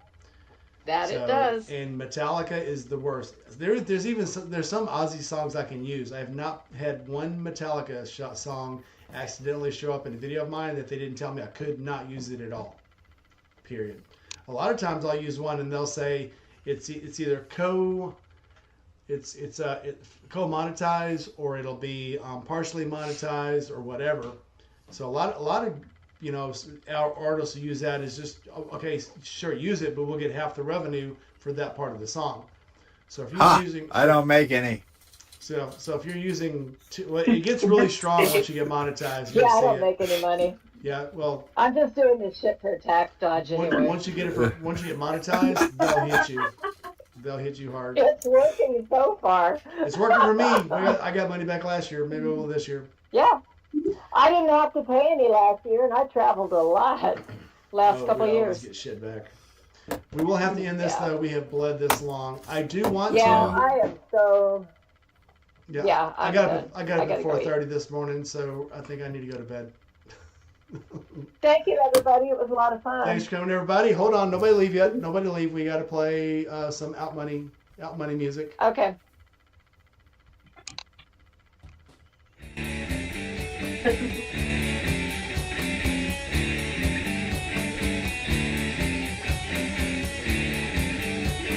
All right, like, comment, subscribe, hit that bell.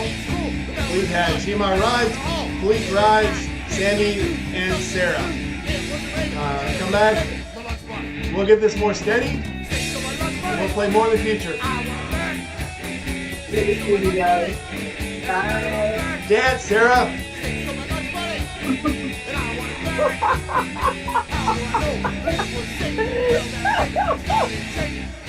All right, everybody. See you next time.